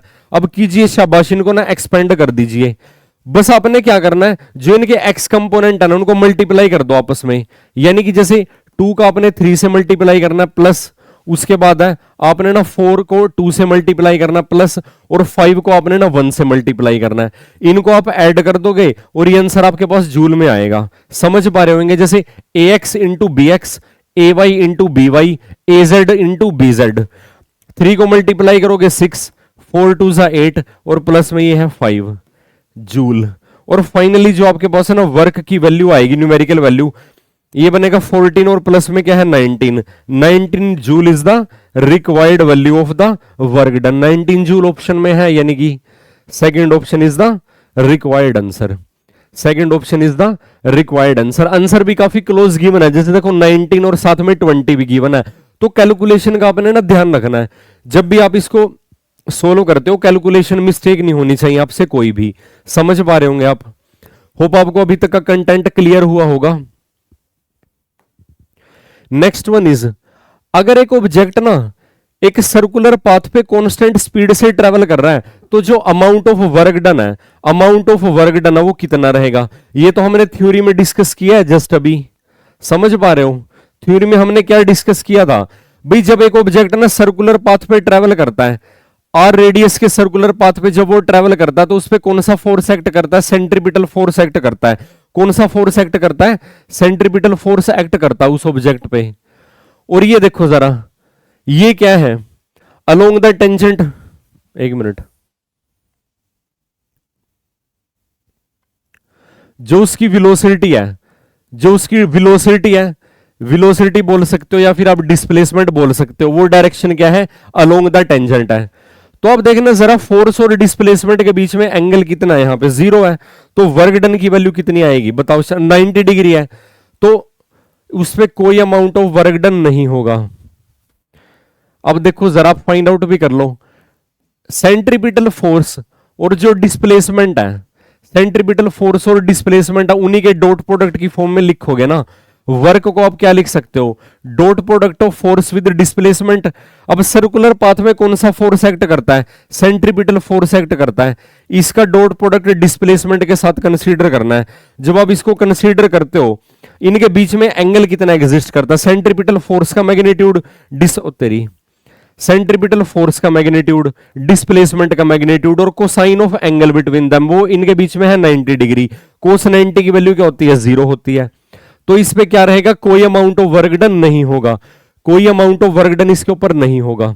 होप आपको ये कंसेप्ट क्लियर हुआ होगा। नेक्स्ट वन इज, अब इसमें ना बताओ, शाबाश, फोर्स ने ना कितने अमाउंट ऑफ वर्क डन यहां पे क्या किया? परफॉर्म किया। बताओ शाबाश। सेम केस ही तो है ये। यहां पे ना इन्होंने सिर्फ एक स्पेसिफिक चीज बता रखी है कि जो डिस्टेंस उसने ट्रेवल किया ना ऑब्जेक्ट ने, वो कितना है? वो 1/4 है, यानी कि 1/4 ऑफ द सर्कमफेरेंस है। उससे क्या फर्क पड़ता है? उससे कोई फर्क नहीं पड़ता। एक बात बताओ जरा मुझे आप भाई, सर्कुलर पाथ के किसी भी पॉइंट पे सेंट्रीपिटल फोर्स की जब आप वैल्यू फाइंड आउट करोगे ना, किसी भी पॉइंट पे आप ना सेंट्रीपिटल फोर्स की वैल्यू फाइंड आउट करते हो, जब देखना जरा, ये उसका रेडियस ऑफ सर्कुलर पाथ है। यहां पे देखो सेंट्रीपिटल फोर्स इस डायरेक्शन में एक्ट कर रहा है। ऑब्जेक्ट ने मोशन यहां से स्टार्ट किया, ये पॉइंट ए है, ये पॉइंट बी है। क्या लिखो? 1/4 ऑफ ए सर्कल। ये इस पाथ के अलोंग उसकी मोशन है, कुछ इस तरीके से। ए से लेके बी तक वो चला गया, ए से लेके बी तक वो चला गया। समझ पा रहे हो? ए से लेके बी तक वो चला गया। लेकिन देखो जरा ध्यान से, किसी भी पॉइंट पे जो सेंट्रीपिटल फोर्स है उसकी डायरेक्शन अगर आप देखोगे जरा, किसी भी पॉइंट पे सेंट्रीपिटल फोर्स की जो डायरेक्शन है वो क्या रहेगी? Along the centre, along the radius towards the centre, along the radius towards the centre. समझ पा रहे हो? और फर्दर अगर आप ना उसकी वेलोसिटी वेक्टर को भी रिप्रेजेंट करोगे ना, वेलोसिटी वेक्टर हर पॉइंट पे किसकी तरफ होएगा? अलोंग द टेंजेंट होएगा। हर पॉइंट पे किसकी तरफ होएगा? अलोंग द टेंजेंट होएगा। तो यहां पे भी जो एंगल कितना वो रहेगा 90 डिग्री। और ए और बी के बीच में ना कोई भी पॉइंट जो भी आप कंसीडर करोगे, फोर्स और वेलोसिटी के बीच में एंगल कितना रहेगा, फोर्स और वेलोसिटी के बीच में एंगल 90 डिग्री ही रहेगा। तो इसका आंसर क्या आ जाएगा, जीरो आ जाएगा। इसका आंसर कितना आ जाएगा, जीरो आ जाएगा। As at each point on the circle the angle between force and displacement is 90 degree, is 90 degree. So work done is equal to zero. ध्यान देना, चाहे वो सर्कल का ना 1/4 ट्रेवल करे यानी कि 1/4, या सर्कल का हाफ ट्रेवल करे यानी कि सेमी सर्कल ट्रेवल करे, या सर्कल के 3/4 कवर करे यानी कि ए से मूव करते हुए वो यहां तक भी अगर आ जाएगा, मान के चलो ये सी पॉइंट है, और एक मिनट रुको, यहां पे ना, यहां पे तो आप ना डी पॉइंट कंसीडर करो, यहां पे सी पॉइंट करो। अगर वो डी तक भी आ जाएगा, सी पे रुक जाए, डी पे रुक जाए, कहीं पे भी रुक जाए, amount of work done zero रहेगा। अमाउंट ऑफ वर्क डन क्या रहेगा दोस्तों, जीरो रहेगा। होप आपको ये समझ में आया होगा, क्योंकि किसी भी पॉइंट पे फोर्स की डायरेक्शन सेंटर की तरफ होएगी और डिस्प्लेसमेंट अलोंग द टेंजेंट होएगी। दोनों हमेशा एक दूसरे के परपेंडिकुलर एक्ट करेंगे। दोनों कैसे एक्ट करेंगे, एक दूसरे के परपेंडिकुलर एक्ट करेंगे। अब देखना जरा यहां पे जब आप कंसीडर करते हो work done by force of friction की, जब आप बात करते हो ना, फोर्स ऑफ फ्रिक्शन के केस में ना अमाउंट ऑफ वर्क डन की हमने डिस्कशन करनी है। फोर्स ऑफ फ्रिक्शन के लिए हमने क्या करना है, अमाउंट ऑफ वर्क डन की बात करनी है। इस केस में देखो जरा, अगर एक ऑब्जेक्ट पे ना अप्लाइड फोर्स कुछ इस तरीके से है एफ, ये ऑब्जेक्ट का मास है, तो ऑब्जेक्ट का ना वेट एक्ट करेगा डाउनवर्ड डायरेक्शन में mg, उस पर नॉर्मल रिएक्शन एक्ट करेगा। अब जो नॉर्मल रिएक्शन है वो तो क्या करेगा, वेट को बैलेंस कर लेगा, तो वर्टिकल डायरेक्शन में तो कोई फोर्स एक्ट नहीं करेगा। लेकिन जो फ्रिक्शनल फोर्स है वो क्या होता है, वो रिलेटिव मोशन का अपोज करता है। फ्रिक्शन क्या करता है, रिलेटिव मोशन का अपोज करता है, तो ये क्या रहेगा, फोर्स ऑफ फ्रिक्शन रहेगा। जो रिलेटिव मोशन का क्या करेगा, अपोज करेगा। रिलेटिव मोशन का क्या करेगा, अपोज करेगा। तो इस केस में और मान के चलो ये ऑब्जेक्ट ना डिस्प्लेस हो जाता है, मान के चलो इस ऑब्जेक्ट की अगर आप ना डिस्प्लेसमेंट स्टडी करते हो, ये ऑब्जेक्ट ना डिस्प्लेस हो गया ना, यहां पे अगर आ गया, यहां पे अगर आ गया ये ऑब्जेक्ट, और डिस्प्लेसमेंट हमने यहां से लेके यहां तक जब आप कंसीडर करते हो वो एस है। सो जब आप ना वर्क डन की बात करते हो फ्रिक्शनल फोर्स की, तो देखो फ्रिक्शनल फोर्स और डिस्प्लेसमेंट के बीच में अगर आप ना डॉट प्रोडक्ट कंसीडर करते हो, डॉट प्रोडक्ट कंसीडर करते हो, डिस्प्लेसमेंट उसकी फॉरवर्ड डायरेक्शन में है, तो ये बनेगा फ्रिक्शन फोर्स का मैग्नीट्यूड, डिस्प्लेसमेंट का मैग्नीट्यूड, ये बनेगा cosine of 180 degree. Cosine of 180 degree की वैल्यू क्या होती है, -1 होती है। तो ये आपके पास जो फोर्स आएगा वो नेगेटिव आएगा। ठीक है, इस केस में फोर्स ऑफ जो work done by the force of friction है वो नेगेटिव आएगा। लेकिन और भी पॉसिबल केस होते हैं। अब पता है क्या होता है, पॉजिटिव भी हो सकता है, नेगेटिव भी हो सकता है, जीरो भी हो सकता है। इसका आंसर आएगा ऑल ऑफ द अबव। अब इस केस में तो हमने ना वर्क डन को नेगेटिव कर दिया। अब वर्क डन ना पॉजिटिव कैसे हो सकता है, पॉजिटिव वर्क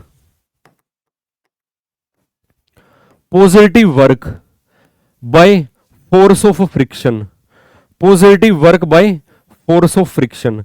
अब इसके लिए देखना जरा, इसके लिए देखो जरा, फोर्स ऑफ फ्रिक्शन ना पॉजिटिव वर्क कैसे करेगा। नेगेटिव का तो हमने डिस्कशन कर लिया।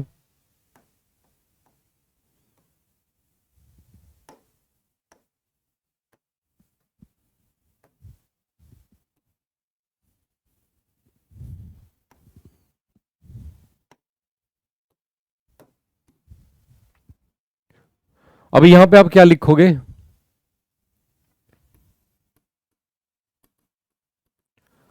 Positive work by frictional force, positive work by frictional force. और यहां पे हम लिखेंगे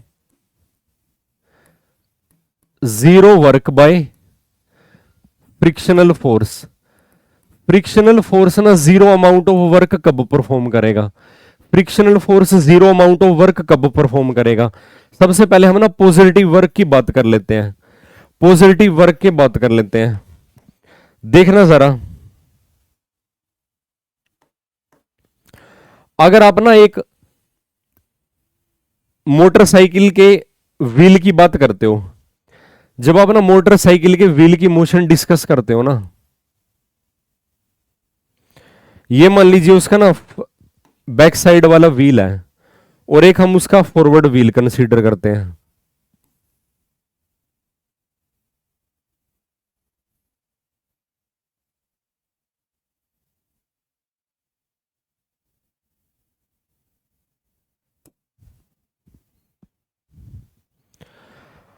अब देखो जरा, इसी केस में हम ना दोनों चीजें डिस्कस कर सकते हैं। ये क्या है, अगर आप ध्यान से देखो,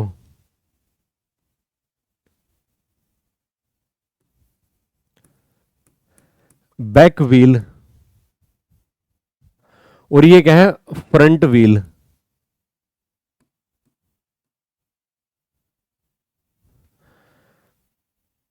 बाइक की बात कर रहे हैं हम यहां पे, हम किसकी बात कर रहे हैं? बाइक की बात कर रहे हैं। अब कुछ इस तरीके से देखो जरा,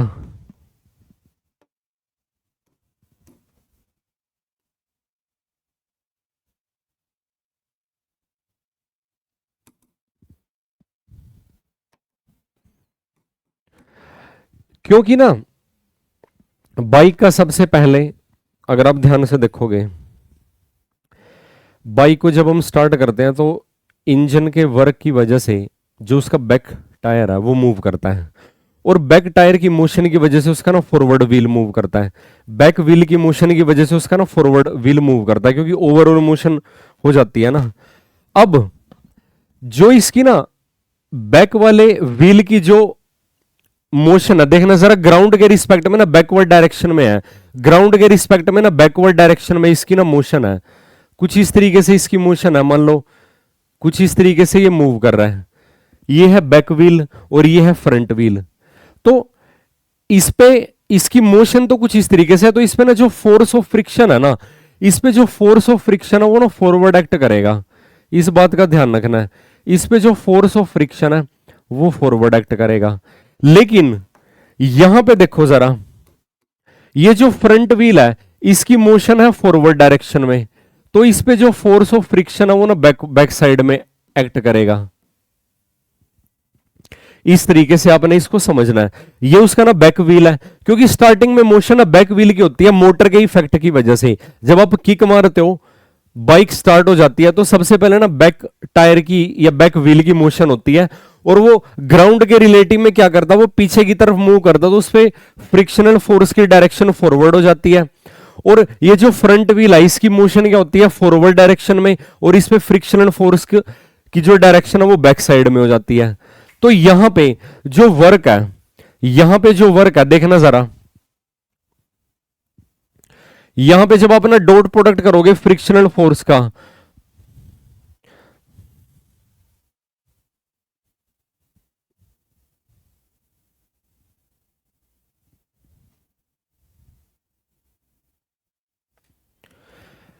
यहां पे जब आप ना मोशन की बात करोगे, क्योंकि ओवरऑल तो वो फॉरवर्ड ही मूव कर रहा है ना, ओवरऑल तो आप वो फॉरवर्ड ही मूव कर रहा है, तो फ्रिक्शनल फोर्स ना डायरेक्शन ऑफ मोशन की अलोंग एक्ट कर रहा है। ठीक है, तो यहां पे जो अमाउंट ऑफ वर्क डन होगा वो positive amount of work done होएगा। जो यहां पे अमाउंट ऑफ वर्क डन होएगा वो क्या रहेगा, positive amount of work done रहेगा।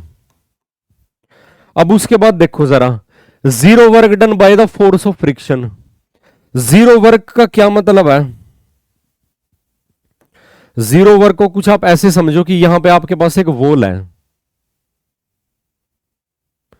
ये क्या है कि ना वॉल है, क्या है ये, एक वॉल है ये, और वॉल के सामने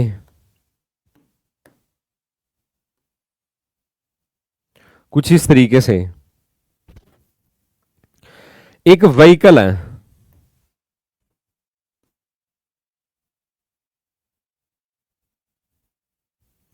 ये क्या है, एक ना व्हीकल है,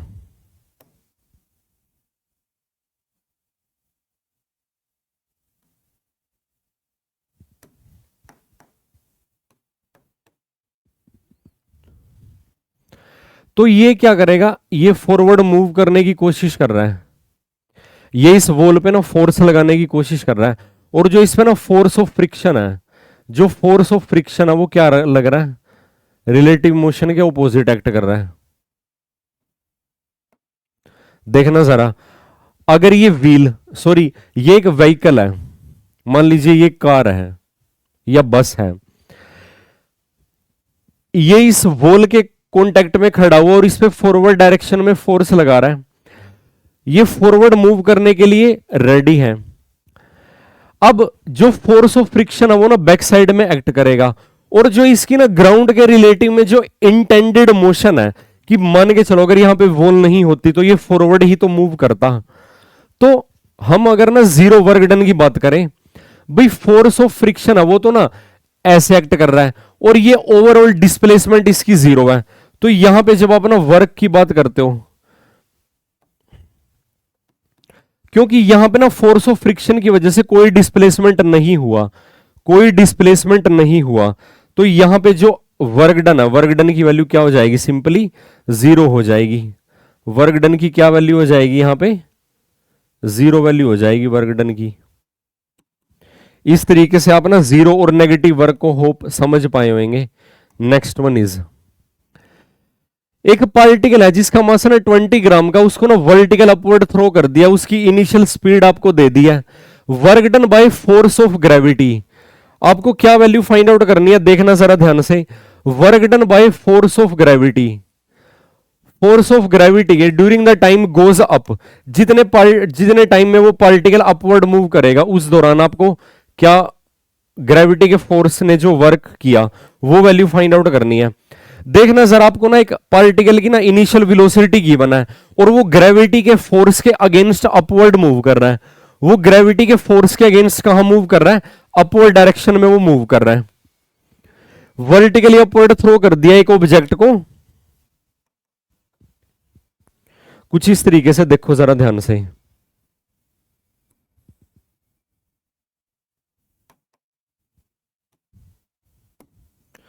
आपके पास एक ऑब्जेक्ट है यहां पे, ठीक है, इस ऑब्जेक्ट को एक इनिशियल वेलोसिटी जो इसको प्रोवाइड किया वो कितनी है, इनिशियल वेलोसिटी कितनी है, 10 मीटर पर सेकंड है, इस वेलोसिटी से उसको थ्रो कर दिया। अब जो फोर्स ऑफ ग्रेविटी है वो डाउनवर्ड एक्ट कर रहा है during the time particle goes up. अब ध्यान देना, जब ये पार्टिकल टॉपमोस्ट पॉइंट पे चला जाएगा ना, टॉपमोस्ट पॉइंट पे जाके इसकी वेलोसिटी की वैल्यू क्या बन जाएगी, वेलोसिटी की वैल्यू जीरो बन जाएगी। तो सबसे पहले तो जो वर्क डन है ना, वर्क डन आपको फाइंड आउट करना है, आपको ना क्या वैल्यू पता होनी चाहिए, बताओ शाबाश। आपको यहां पे ना फोर्स की वैल्यू भी पता है, और आपको एक तो ना ये हाइट की वैल्यू फाइंड आउट करनी पड़ेगी। जो यहां पे ये हाइट है ना, हाइट मान लीजिए ये हाइट h है, ये वैल्यू आपको ना फाइंड आउट करनी पड़ेगी, उसके बाद ही आप ना वर्क की वैल्यू फाइंड आउट कर पाओगे।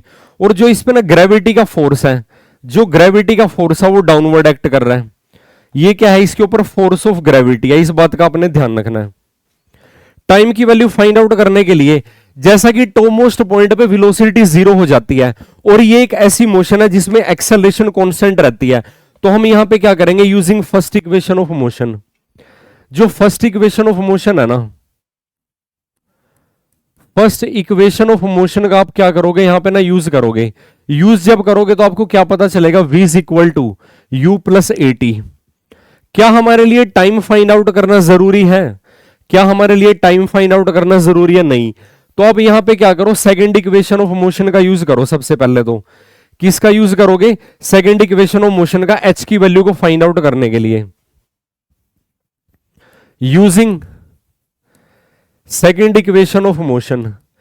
सेकंड इक्वेशन ऑफ मोशन का जब आप ना यूज करते हो तो देखना जरा, v स्केयर माइनस में u square is equal to twice of a into s. अब टॉप मोस्ट पॉइंट पे जाके उसकी वेलोसिटी तो बन जाएगी जीरो, माइनस में इनिशियल वेलोसिटी की वैल्यू दे रखी है आपको 10, तो 10 का कर दोगे स्केयर। अब क्योंकि ना अगेंस्ट ग्रेविटी मोशन है, अगेंस्ट ग्रेविटी मोशन है, तो एक्सेलेरेशन को नेगेटिव कंसीडर करना पड़ेगा। एक्सेलेरेशन को नेगेटिव कंसीडर करोगे तो ये बनेगा माइनस में 9.8 इंटू में डिस्प्लेसमेंट की वैल्यू हमने h मान रखी है। इसका मतलब क्या हुआ, यहां से जो आपके पास हाइट की वैल्यू आई है, हाइट की वैल्यू आपके पास कितनी आएगी, ये बनेगा 100 divided by twice of 9.8, 100 divided by twice of 9.8। और अगर आप इसको ना फर्दर सोल्व करोगे तो 2 से ये 50 और एक डेसिमल ऊपर शिफ्ट हो जाएगा तो ये बनेगा 500 डिवाइडेड बाय 98। इसको फर्दर कैंसिल करोगे 250 डिवाइडेड बाय 49, 250 डिवाइडेड बाय 49, आपको ना हाइट की वैल्यू पता चल जाएगी, आपको ना हाइट की वैल्यू पता चल जाएगी। अब आपको ना वर्क की वैल्यू फाइंड आउट करनी है, देखना जरा। अब आपको ना क्या वैल्यू फाइंड आउट करनी है, अब आपको ना वर्क की वैल्यू फाइंड आउट करनी है। अब देखो जरा ध्यान से, वर्क की वैल्यू के लिए आपको सिंपल क्या करना पड़ेगा, work is equal to, work क्या होता है, सिंपली फोर्स और डिस्प्लेसमेंट का डॉट प्रोडक्ट होता है। फोर्स कितना एक्ट करेगा बताओ, शाबाश, वेट के इक्वल एक्ट करेगा, क्योंकि किसी भी ऑब्जेक्ट को अपलिफ्ट करने के लिए, वैसे तो इसको ना थ्रो किया गया है ना, आपको हाइट की वैल्यू तो पता चल गया। यहां पे एक पार्टिकल जिसका मास 20 ग्राम है उसको वर्टिकल अपवर्ड थ्रो कर दिया फोर्स ऑफ ग्रेविटी के against, work done during the time the particle goes up. तो ऑब्वियसली एक ऑब्जेक्ट को इतना फोर्स तो लगाना ही पड़ेगा जो इसके वेट को काउंटर बैलेंस कर लेगा, है ना, जो इसके वेट को क्या कर लेगा, काउंटर बैलेंस कर लेगा, सॉरी, इनटू में हाइट, और हाइट की वैल्यू है, देखो डिस्प्लेसमेंट की वैल्यू h है, और इनके बीच में एंगल कितना बन जाएगा 0 डिग्री, तो ये बनेगा कोसाइन 0 डिग्री। एक मिनट, 180 डिग्री का एंगल आएगा क्योंकि वेट तो उसका डाउनवर्ड एक्ट करेगा ना, कोस 180 डिग्री, वेट उसका क्या एक्ट करेगा, जो ग्रेविटी का फोर्स है, इसी के अगेंस्ट तो हमको वर्क डन परफॉर्म करना है, इसी के अगेंस्ट तो हमको क्या करना, वर्क डन परफॉर्म करना है। इसका मतलब क्या हुआ, अब देखना जरा, कोसाइन 180 डिग्री तो -1 को रिप्रेजेंट कर रहा, ऑब्जेक्ट का मास कितना है 20 ग्राम, तो 20 ग्राम को आप ना किस में कन्वर्ट कर लोगे, किलोग्राम के अंदर, इनटू में, बताना शाबाश, g इंटू एच, जी की वैल्यू क्या है आपके पास 9.8 है, और h की वैल्यू आप ऐसा करो ना, h की ये वैल्यू यूज कर लो यहां पे, तो ये बनेगा 50 डिवाइडेड बाय 9.8, 9.8 कैंसिल हो जाएगा, तो ये अमाउंट ऑफ वर्क डन है, ये नेगेटिव आएगा, और नेगेटिव कितना आएगा, 50 का जब डबल करोगे 100, 100 का 10 टाइम्स करोगे 1000, 10⁻³ -1 जूल आ जाएगा, कितना आएगा, -1 जूल आ जाएगा, क्योंकि ना अगेंस्ट ग्रेविटी हम वर्क कर रहे हैं, समझ पा रहे हो। और फोर्स ऑफ ग्रेविटी की बात कर रहे हो, force of gravity downward act कर रहा है, डिस्प्लेसमेंट उसके अपवर्ड है, और वैसे यहां पे ना 3 ऑप्शन नेगेटिव में, तो आप वैसे गेस भी नहीं कर सकते थे, समझ पा रहे होंगे आप। अब ग्रेविटी के तभी हमने यहां पे ना जो फोर्स कंसीडर किया ना, फोर्स ना उसके वेट के इक्वल कंसीडर किया है, क्योंकि ग्रेविटी किसी ऑब्जेक्ट पे कितना फोर्स लगा पाएगी, वो उसके वेट के इक्वल ही तो फोर्स लगा पाएगी। यही तो ग्रेविटी की डेफिनेशन होती है कि भाई अर्थ जिस फोर्स से किसी ऑब्जेक्ट को अपने सेंटर की तरफ अट्रैक्ट करती है वो क्या कहलाता है, वो उस ऑब्जेक्ट का वेट कहलाता है। होप आपको समझ में आया होगा। नेक्स्ट वन इज, अब ये एक ना इस केस में आपको जो गिवन है ना सिचुएशन, यहां पे आपको जो सिचुएशन गिवन है, अब देखना जरा, एक ऑब्जेक्ट है जिसका मास क्या है 5 किलोग्राम, वो ना रेस्ट से ना वर्टिकली थ्रो कर रहा है, और वो 20 मीटर का डिस्टेंस उसने ट्रेवल कर लिया उस मोशन के दौरान। फ्री फॉल मोशन बताई हुई है एक ऑब्जेक्ट की, है ना, कैसी मोशन बताई हुई है एक ऑब्जेक्ट की ना, फ्री फॉल मोशन बताई हुई है एक ऑब्जेक्ट की। मान लीजिए यहां पे वो ऑब्जेक्ट है, वो ऑब्जेक्ट है एम मास का, मास की वैल्यू है 5 किलोग्राम, और क्योंकि ना रेस्ट से थ्रो किया तो इसकी ना इनिशियल वेलोसिटी की वैल्यू कितनी है 0 है, इनिशियल वेलोसिटी की वैल्यू कितनी है 0 है, और जब ये ना ग्राउंड पे हिट करेगा, जब ये ग्राउंड पे हिट करेगा वो वैल्यू आपको ना दे रखी है जो वर्टिकल हाइट है, जो वर्टिकल हाइट ये ट्रेवल करेगा। ये इसने वर्टिकल कितना डिस्टेंस ट्रेवल कर लिया, 20 मीटर का इसने डिस्टेंस ट्रेवल कर लिया, कुछ इस तरीके से ना डाउनवर्ड ये मूव कर रहा है, और ये ग्राउंड पे हिट करेगा फिर एक फाइनल वेलोसिटी के साथ, reaches the ground with velocity, और ये जिस वेलोसिटी से ग्राउंड पे हिट किया वो वैल्यू कितनी है 10 मीटर पर सेकंड है, वो वैल्यू, वो फाइनल वैल्यू कितनी है 10 मीटर पर second. How much work is done by air resistance. अब यहां पे देखना जरा, यहां पे जो आपको ना वर्क की वैल्यू फाइंड आउट करनी है, वर्क डन जो ना एयर रेजिस्टेंस ने परफॉर्म किया, एयर रेजिस्टेंस ने कितना वर्क परफॉर्म किया, ठीक है। अब एयर रेजिस्टेंस है जो, वो एयर रेजिस्टेंस ना इसकी मोशन को ओपोज करने की कोशिश करेगा। इस पूरी मोशन के दौरान जो एयर रेजिस्टेंस है वो इसकी मोशन को क्या करेगा, ओपोज करने की कोशिश करेगा।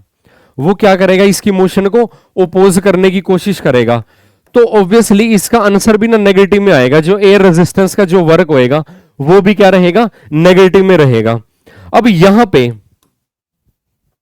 पे हम ना क्या कंसेप्ट यूज करेंगे, जो वर्क एनर्जी प्रिंसिपल है ना, using work energy theorem, using work energy theorem, जो वर्क डन है ना, वर्क डन किसको रिप्रेजेंट करता है, वो ना एनर्जी के चेंज को रिप्रेजेंट करता है। वर्क डन किसको रिप्रेजेंट करता है, वर्क डन ना एनर्जी के चेंज को रिप्रेजेंट करता है। ये बात आपको पता होनी चाहिए। वर्क एनर्जी थ्योरम का जवाब यहां पे यूज करोगे। सो देखना जरा ध्यान से, work done is equal to change in energy, work done is equal to the change in energy.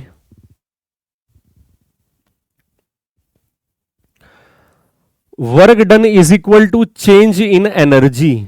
और यहां पे इसकी कौन सी एनर्जी चेंज होएगी, जो चेंज इन पोटेंशियल एनर्जी है ना वो चेंज होएगी। यहां पे इस ऑब्जेक्ट के पास ना पोटेंशियल एनर्जी है, और जैसे जैसे इसकी मोशन स्टार्ट हो जाएगी, इनिशियली इसके पास कोई काइनेटिक एनर्जी नहीं है। जैसे जैसे ये मोशन में आएगा, जो इसकी पोटेंशियल एनर्जी है वो ना काइनेटिक एनर्जी के अंदर चेंज होनी स्टार्ट हो जाएगी। वो इसकी ना काइनेटिक एनर्जी के अंदर चेंज होनी स्टार्ट हो जाएगी, चेंज इन एनर्जी। और यहां पे जो वर्क डन है ना, ये टोटल वर्क डन को रिप्रेजेंट कर रहा है। अब टोटल वर्क में आपने ध्यान देना है, टोटल वर्क में ना जो एक तो वर्क करेगा ग्रेविटी, और एक वर्क करेगा जो यहां पे पूछ रखा है एयर रेजिस्टेंस। दूसरा वर्क कौन करेगा, यहां पे एयर रेजिस्टेंस, AR से उसको रिप्रेजेंट कर दिया, चेंज इन एनर्जी के इक्वल आ जाएगा, चेंज इन एनर्जी के इक्वल आ जाएगा। और जो चेंज इन एनर्जी है वो क्या रहेगी, उसकी फाइनल एनर्जी, और माइनस में क्या रहेगी, उसकी इनिशियल एनर्जी। फाइनली अब आप यहां पे एनर्जी को या तो ना टोटली पोटेंशियल की टर्म में लिख दो या टोटली काइनेटिक की टर्म में लिख दो, उससे कोई फर्क नहीं पड़ता, उससे कोई फर्क नहीं पड़ेगा। अब देखो जरा, ग्रेविटी किसी ऑब्जेक्ट पे ना कितना वर्क परफॉर्म करती है, बताओ शाबाश। ग्रेविटी किसी ऑब्जेक्ट पे, और वो डाउनवर्ड फोर्स है, वो उसके वेट के इक्वल आ जाएगा। वो किसके इक्वल आ जाएगा दोस्तों, उसके वेट के इक्वल आ जाएगा, mg। Work done by the air resistance, ये आपको फाइंड आउट करना ही है। फाइनल जो उसकी एनर्जी है ना वो काइनेटिक एनर्जी है, तो ये रहेगा हाफ m। ऑब्जेक्ट का मास तो आपको पता ही होगा 5 किलोग्राम, और माइनस में इनिशियल उसकी काइनेटिक एनर्जी 0 है। आप इस वैल्यू को ना पोटेंशियल एनर्जी की टर्म में भी लिख सकते हो, उससे कोई फर्क नहीं पड़ने वाला, उससे जो है कोई फर्क नहीं पड़ने वाला। अब देखो जरा ध्यान से, अब देखो जो work done by the air resistance है ना वो क्या रहेगा, half of mv², half of object का मास कितना, देखो जरा 5 किलोग्राम उसका मास है, किस वेलोसिटी से हिट किया, 10 से हिट किया, तो ये बनेगा 10 का स्क्वायर 100 माइनस में वेट। अब दोबारा फिर मास इनटू में एक्सेलरेशन ड्यू टू ग्रेविटी, उसकी वैल्यू आपने ना 9.8 यूज करनी है। तो देखो जरा work done by the air resistance, finally आपको ना क्या वैल्यू मिलती है, ये देखो 100 को कैंसिल करोगे 50, तो ये वैल्यू आपके पास आएगी 250 माइनस में, इसको आप ना मल्टीप्लाई कर लो, 9 4 जा 45, और 45 में 4 ऐड करोगे 49, क्या वैल्यू आएगी आपके पास 49, है ना। Work done by the air resistance, half of m, मास कितना था उसका ना 5 किलोग्राम था, और वेलोसिटी का स्क्वायर वो हमने 100 कर दिया था। एक मिनट, हाँ ये तो कर दिया, माइनस में वेट m इंटू जी। 20 मीटर का इसने डिस्टेंस भी ट्रेवल किया है, वेलोसिटी इस वेलोसिटी से हिट किया। फाइनल काइनेटिक एनर्जी थी, इनिशियल कोई काइनेटिक एनर्जी नहीं थी। तो एयर रेजिस्टेंस का जो वर्क है, जब आप इसको ना फाइनली सब्ट्रैक्ट करोगे तो आपको ना क्या वैल्यू मिलती है, यहां से देखना जरा, 250 में से जब आप इसको सब्ट्रैक्ट करते हो, how much work is done by air resistance, जो टोटल वर्क होएगा वो चेंज इन एनर्जी को रिप्रेजेंट करेगा। या आप इसको ना देखो, काइनेटिक एनर्जी है, जो फाइनल एनर्जी है वो काइनेटिक है, इनिशियल एनर्जी 0 है। mgh की टर्म्स में करके देख ले फिर इसको एक बार, काइनेटिक से तो ये हो नहीं रहा। तो देखो जरा, हम इसको ना फाइनल एनर्जी को अगर आप ना क्या कंसीडर कर लो, फाइनल एनर्जी को आप क्या कंसीडर करो, फाइनल इसकी पोटेंशियल एनर्जी जीरो है माइनस में, इनिशियल जो इसकी पोटेंशियल एनर्जी है वो क्या रहेगी, mgh रहेगी। इसका मतलब क्या हुआ, work done by the air resistance is equal to, तो ये रहेगा आपके पास माइनस में mgh और ये रहेगा माइनस में m इंटू जी, तो ये बनेगा माइनस में m इंटू जी, m इंटू जी बताना शाबाश।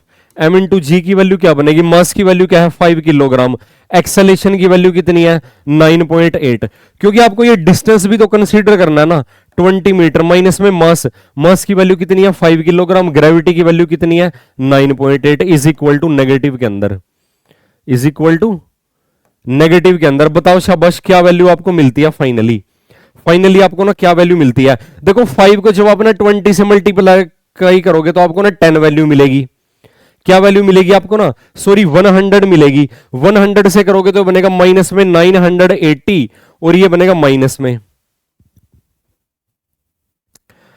और जो ग्रेविटी का वर्क डन है ना, ग्रेविटी का वर्क हमने यहां पे ना पॉजिटिव कंसीडर करना है, इसको जब आप मल्टीप्लाई करोगे, बताओ शाबाश, जब आप इसको मल्टीप्लाई करोगे तो ये वैल्यू आपके पास कितनी आएगी 4, ये बनेगा माइनस में 49। क्या कोई ऐसा आंसर आया हुआ है, कोई ऐसा आंसर तो हमारे पास नहीं आया हुआ।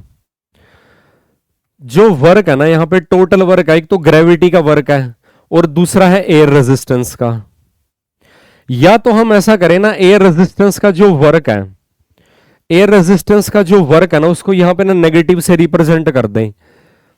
अगर हम यहां पे ना नेगेटिव सिंबल यूज करेंगे ना तो ये वैल्यू उधर चली जाएगी, वो वैल्यू इधर आके ऐड हो जाएगी, वो वैल्यू क्या रहेगी इधर आके ऐड हो जाएगी, वो वैल्यू इधर आके ऐड हो जाएगी 980 और ये लगभग ना 490 आया हुआ है, 449 आया हुआ वैसे तो ये 980 में से 50 के आसपास अगर आप सब्ट्रैक्ट करते हो। एक बार आप इसको ना क्रॉस चेक कर लेना, ठीक है, एक बार आप क्या करोगे इसको ना क्रॉस चेक कर लेना, क्योंकि ये तो ना 900 उससे भी काफी लार्ज वैल्यू आ रही है, 150 के अराउंड वैल्यू आएगी, तो आपके पास 1030 के अराउंड वैल्यू आएगी आपके पास ये। एक बार आप इसको ना क्रॉस चेक कर लेना, ठीक है, क्या करोगे आप इसको क्रॉस चेक कर लोगे, क्योंकि ये जो चेंज इन एनर्जी है ना, चेंज इन एनर्जी में आपके पास ना काइनेटिक एनर्जी भी है और इनिशियल काइनेटिक एनर्जी आपके पास जीरो है। और ग्रेविटी, ग्रेविटी वर्क कितना करेगी, अच्छा वो तो वेट था, mgs तो आपके पास यहां से भी आ रहा है, एक मिनट रुको, एक मिनट, हम इसको ना ऐसा करते हैं ना, काइनेटिक एनर्जी की टर्म्स में अगर आप इसको ना सोल्व करते हो, जो टोटल वर्क डन है ना वो एक तो उसमें रहेगा ग्रेविटी का वर्क डन और प्लस में क्या रहेगा एयर रेजिस्टेंस का वर्क डन, और जो चेंज इन एनर्जी है तो ये रहेगा फाइनल एनर्जी माइनस में इनिशियल एनर्जी। इसका मतलब क्या हुआ, अब ग्रेविटी तो इस पे ना पॉजिटिव वर्क ही करेगी, ये तो कन्फर्म है, ग्रेविटी का वर्क डन तो इस पे पॉजिटिव आएगा mgh plus work done by the air resistance a dot r is equal to final इसकी जो एनर्जी है वो रहेगी इसकी काइनेटिक एनर्जी, इनिशियल इसकी एनर्जी जीरो है। इसका मतलब क्या हुआ, जो एयर रेजिस्टेंस का वर्क है वो किसके इक्वल हो जाएगा, half m v square minus में क्या रहेगा आपके पास mgh रहेगा। तो ये देखो जरा फाइनली जब आपके पास आंसर आएगा हाफ ऑफ एम, तो देखो जरा 5/2 वेलोसिटी का स्क्वायर कर दो, फाइनल वेलोसिटी आपके पास कितनी है 10 मीटर से टकराया तो ये बनेगा 100 और माइनस में मास, मास की वैल्यू आपके पास 5 किलोग्राम है, ग्रेविटी की वैल्यू है 9.8 और कितनी हाइट इसने ट्रेवल किया है, देखो 20 मीटर का डिस्टेंस इसने ट्रेवल कर लिया। अब देखना जरा एयर रेजिस्टेंस का जो वर्क है यहां से आप कैंसिल करोगे, ये वैल्यू आपके पास कितनी आएगी बताओ शाबाश, 500 का तो ये बनेगा 250, 500 का हाफ करना पड़ेगा ना हमको माइनस में। अब देखो जरा इसके डेसिमल से ये जीरो कैंसिल हो जाएगा तो ये बनेगा 980। अब यहां से जब आप सब्ट्रैक्ट करोगे माइनस में 730 जूल, माइनस में 730 joule is the required answer. इस तरीके से आप प्रोसीड कर सकते हो, इस तरीके से आप प्रोसीड कर सकते हो। तो अब हमारे हैं 4 क्वेश्चन पेंडिंग रह गए हैं, कर लेते हैं इनको भी।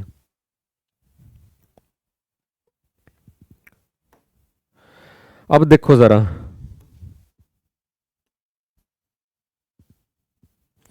बस वर्क एनर्जी थ्योरम का जो मैं आपको थ्योरी बता रहा था ना, वर्क एनर्जी थ्योरम में बस आप ये बात ध्यान रखना, वर्क डन किसके इक्वल होता है?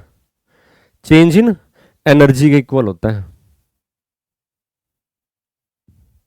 वर्क डन किसके इक्वल होता है?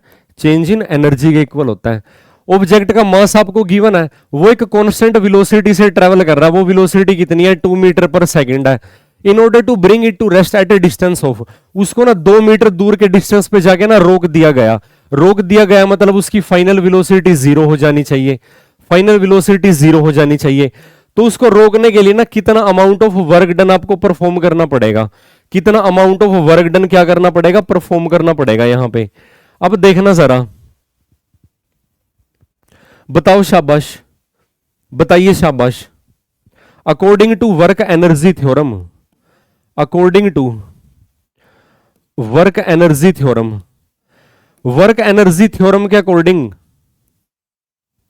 जो वर्क है ना वो किसके इक्वल हो जाएगा? चेंज इन एनर्जी के इक्वल हो जाएगा। वर्क किसके इक्वल हो जाएगा? चेंज इन एनर्जी के इक्वल हो जाएगा। अब हॉरिजॉन्टल मोशन में अपना पोटेंशियल एनर्जी की तो बात नहीं कर सकते, ऑब्वियस सी बात है। तो चेंज इन एनर्जी किसको रिप्रेजेंट करेगी? जो इसकी ना फाइनल काइनेटिक एनर्जी है ना, जो इसकी फाइनल काइनेटिक एनर्जी और माइनस में जो इसकी इनिशियल काइनेटिक एनर्जी है, समझ रहे हो? क्योंकि हॉरिजॉन्टल मोशन में तो इसके पास सिर्फ काइनेटिक एनर्जी है, वर्क डन की वैल्यू आपको ना फाइंड आउट करनी है। अब देखना जरा, जो वर्क होएगा यहां पे, ध्यान से देखना, bring it to rest distance of the work done is to be, work कितना होना चाहिए इसके ऊपर, है ना? 0.5 किलोग्राम का मास एक कांस्टेंट स्पीड से ट्रैवल कर रहा था, उसको फाइनली आपको ना रेस्ट पे लेके आना है। कितना अमाउंट ऑफ वर्क डन आपको परफॉर्म करना पड़ेगा, कितना amount of work done perform करना पड़ेगा, समझ पा रहे हो? और देखा जाए जैसे ना फोर्स ऑफ फ्रिक्शन भी यहां पे काम कर सकता है, लेकिन हमको वही वर्क की वैल्यू फाइंड आउट करनी है। वर्क एनर्जी प्रिंसिपल के अकॉर्डिंग अगर आप देखो जरा ध्यान से,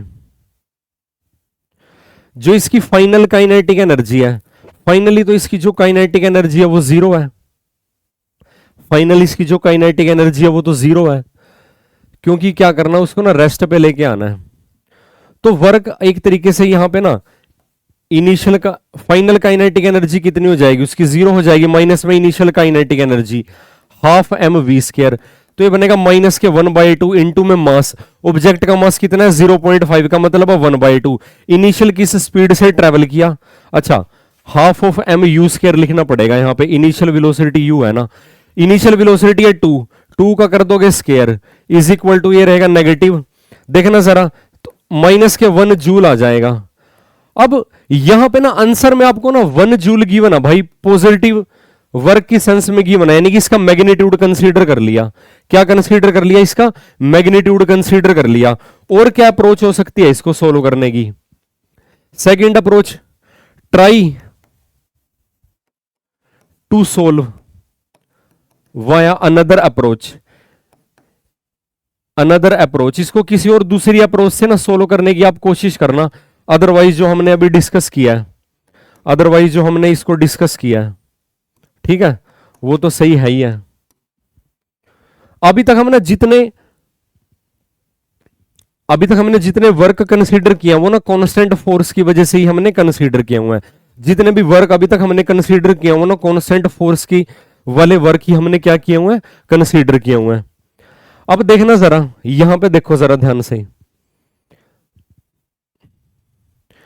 अब यहां पे ना स्प्रिंग के केस में वर्क की बात की हुई है इन्होंने। किस केस में बात की हुई है? स्प्रिंग के केस में बात की हुई है वर्क की। दो स्प्रिंग है, उनका ना फोर्स कांस्टेंट है K1 K2, work done when both are stretch by same amount of length, जब उन दोनों को ना सेम अमाउंट ऑफ लेंथ से आप ना कर दोगे, स्ट्रेच कर दोगे, दो स्प्रिंग है, उनके ना क्या है? फोर्स कांस्टेंट आपको गिवन है। दो स्प्रिंग है, उनके ना आपको क्या गिवन है? फोर्स कांस्टेंट गिवन है।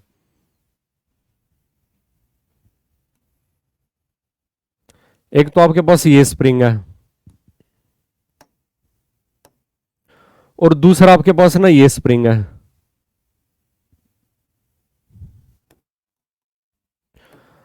अब जो ये वाला स्प्रिंग है, इस स्प्रिंग के लिए जो फोर्स कांस्टेंट है ना, इसको आपने ना K1 से रिप्रेजेंट कर दिया, इसके फोर्स कांस्टेंट को K2 से रिप्रेजेंट कर दिया, और पहले वाले को स्प्रिंग का जो फोर्स कांस्टेंट है वो दूसरे वाले स्प्रिंग के फोर्स कांस्टेंट से ज्यादा है।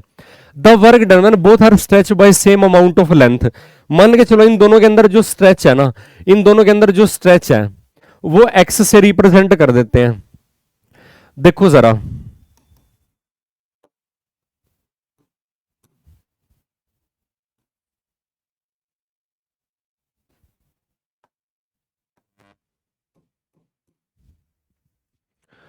जो फर्स्ट स्प्रिंग में अमाउंट ऑफ वर्क डन होगा वो जितना उसके अंदर पोटेंशियल एनर्जी स्टोर हो जाएगी उसके इक्वल हो जाएगा। और क्योंकि ना उनको सेम अमाउंट से स्ट्रेच किया हुआ है, इस बात का आपने ध्यान रखना है। उनको ना कितने अमाउंट से स्ट्रेच किया हुआ है, उनको ना सेम अमाउंट से, same amount of length. Same amount of length का क्या मतलब है, इसको जो स्ट्रेच किया हुआ ना डेल्टा x1 है, तो उसकी वैल्यू कितनी है x, या डेल्टा क्या था, सिंपल x1 लिखोगे, x1 यहां पे लिखोगे, x1 की वैल्यू x के इक्वल हो जाएगी। और इस केस में जो x2 की वैल्यू है वो भी क्या रहेगी, x के इक्वल रहेगी। सेम अमाउंट से उनको स्ट्रेच कर दिया। तो यहां पे जब आप वर्क लिखोगे तो ये बनेगा हाफ ऑफ, ये बनेगा K1 और ये बनेगा x का स्क्वायर। इसका मतलब क्या हुआ, जो वर्क है ना वो किसके प्रोपोर्शनल है, K1 के प्रोपोर्शनल है for constant stretch, constant value of x1। और दूसरे स्प्रिंग के केस में, दूसरे स्प्रिंग के केस में अगर आप W2 की बात करते हो तो वहां पे रहेगा वर्क कितना रहेगा, जो उसके अंदर पोटेंशियल एनर्जी स्टोर हो जाएगी तो वो रहेगा half of K2 x2 square. कितनी वैल्यू बन जाएगी, half of K2 x2 square.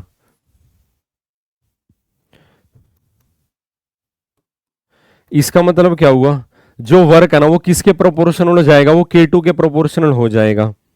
अब अगर आप इनकी ना रेशो कंसीडर करोगे, रेशो कंसीडर करते हो, द वर्क डन, बस सिंपल आपको ना वर्क की रेशो फाइंड आउट करनी है। देखो जरा, W1 डिवाइडेड बाई W2 ये किसके इक्वल आ जाएगा, क्योंकि ना 1/2 से देखो जरा, K1 x1 square divided by K2 x2 square. और यहां पे ना x1 x2 की वैल्यू बराबर है, x1 x2 की वैल्यू यहां पे बराबर है, क्योंकि दोनों को सेम अमाउंट से स्ट्रेच कर दिया ना। तो W1 डिवाइडेड बाई W2 किसके इक्वल आ जाएगा, K1 बाई K2 के इक्वल आ जाएगा। और K1 K2 से लार्ज है, K1 K2 से लार्ज है, तो इस वजह से ना W1 किससे ज्यादा हो जाएगा, W2 से ज्यादा हो जाएगा। Greater for K1, greater for the K1, किसके लिए लार्ज वैल्यू आ जाएगी, K1 के लिए उसकी वैल्यू लार्ज आ जाएगी। अब देखो जरा, ये जो इससे ना नेक्स्ट क्वेश्चन है, ये क्वेश्चन क्या रहेगा, ये आपका ना होमवर्क रहेगा। दिस इज योर होमवर्क, ये आपने ना खुद से ट्राई करना है। ये क्या करना, आपने खुद से ट्राई करना है। इस केस में ना इनको सेम फोर्स से स्ट्रेच कर दिया गया। इनको कैसे स्ट्रेच कर दिया गया, इनको ना सेम फोर्स से स्ट्रेच कर दिया गया। सो फाइनली आज के हमारे सेशन का ये लास्ट क्वेश्चन है।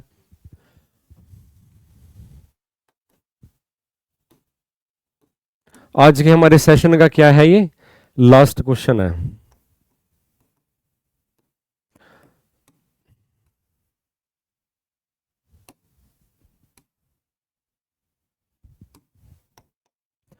एक ऑब्जेक्ट है, एक ऑब्जेक्ट का आपको ना मास दे दिया, 10 किलोग्राम के मास का एक ऑब्जेक्ट है, उस पर एक ना फोर्स अप्लाई कर दिया।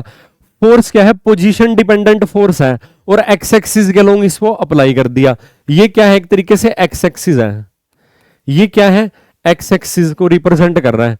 और एक्स एक्सिस में जो इसका यहां पे जो पोजीशन है, ये इसकी पोजीशन क्या है, एक्स इज इक्वल टू 0, और यहां पे जो इसकी ये पोजीशन है, ये क्या है, x is equal to 2 metre. Work done की वैल्यू जूल के अंदर आपको ना फाइंड आउट करनी है। 10 किलोग्राम मास का ऑब्जेक्ट है।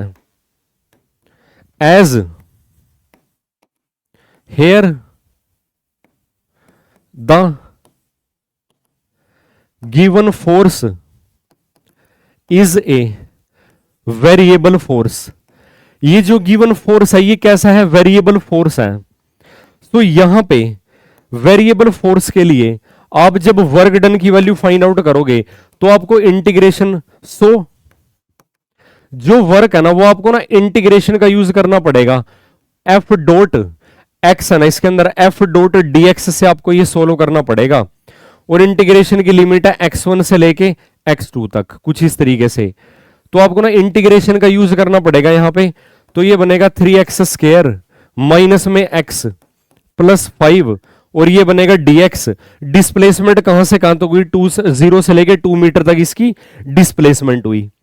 वेरिएबल फोर्स है, तभी आपको क्या यूज करना पड़ा यहां पे, इंटीग्रेशन का यूज करना पड़ा। अब देखना जरा, 3 कॉन्स्टेंट है इंटीग्रेशन में, एक्स स्क्र डी एक्स 0 से लेके 2, माइनस बाहर आ जाएगा integration x into D x 0 से लेके 2, और प्लस में क्या है 5, वैसे ही कॉन्स्टेंट है इंटीग्रेशन डी एक्स 0 से लेके 2, इंटीग्रेशन 0 से लेके 2। अब देखना जरा, तो ये बनेगा 3, मैं दोबारा लिख देता हूं, एक्स स्क्र डी एक्स 0 से लेके 2 माइनस में इंटीग्रेशन, ये तो सिंपल माइनस में x था और उसके बाद 5, x इंटू डी एक्स 0 से लेके 2 प्लस 5 तो वैसे भी कॉन्स्टेंट है इंटीग्रेशन डी एक्स 0 से लेके 2। अब देखो जरा ध्यान से, जब आप इसको ना इंटीग्रेट करोगे, देखो जब आपको एक वेरिएबल फोर्स गिवन हो ना, उसके लिए जो वर्क डन की वैल्यू है वो आप ना इंटीग्रेशन का यूज करके फाइंड आउट करोगे। इस बात का आपने ध्यान रखना है। कैसे फाइंड आउट करोगे, इंटीग्रेशन का यूज करके आप वैल्यू फाइंड आउट करोगे। अब आप देखो जरा, जब इंटीग्रेशन करोगे एक्स स्क्वायर का integration x cube divided by 3, और आपको करना है ये अपर लोअर लिमिट है, ये अपर लिमिट है। यहां पे देखना जरा, एक्स का इंटीग्रेशन पावर बढ़ा दो, सेम पावर से डिवाइड कर दो 0 से 2 प्लस 5, dx का इंटीग्रेशन बताओ, शाबाश, dx का इंटीग्रेशन x बन जाएगा, और ये बनेगा 0 से लेके 2। अब फाइनली जब आप इसको ना सोल्व करोगे, फाइनली जब आप इसको सोल्व करोगे, x देखो 3 से 3 कैंसिल हो जाएगा, तो ये बनेगा यहां पे 2 का क्यूब माइनस में 0 का क्यूब, और यहां पे देखो जरा माइनस में ये वैल्यू तो एक है ही है, ये तो वैल्यू है ही है यहां पे एक।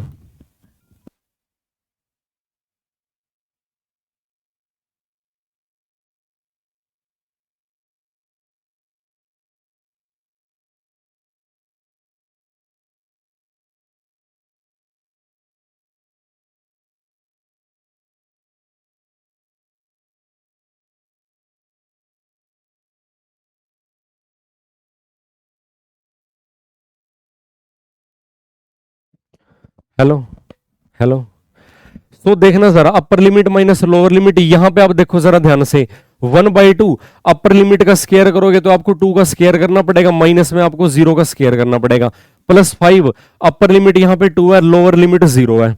इसका मतलब क्या हुआ, 2 का क्यूब यहां पे 8 आ जाएगा, 0 तो 0 घटा के भी 8 बचेगा, 2 का स्केयर 4 है, 4 को 2 से डिवाइड करोगे 2 मिलेगा, प्लस 5 इंटू 2 तो ये बनेगा 10, तो ये बनेगा 18 में से 2 गए तो ये बनेगा 16 joule is the required answer. 16 joule है, क्योंकि जूल के अंदर आंसर है ना, 16 joule is the required answer.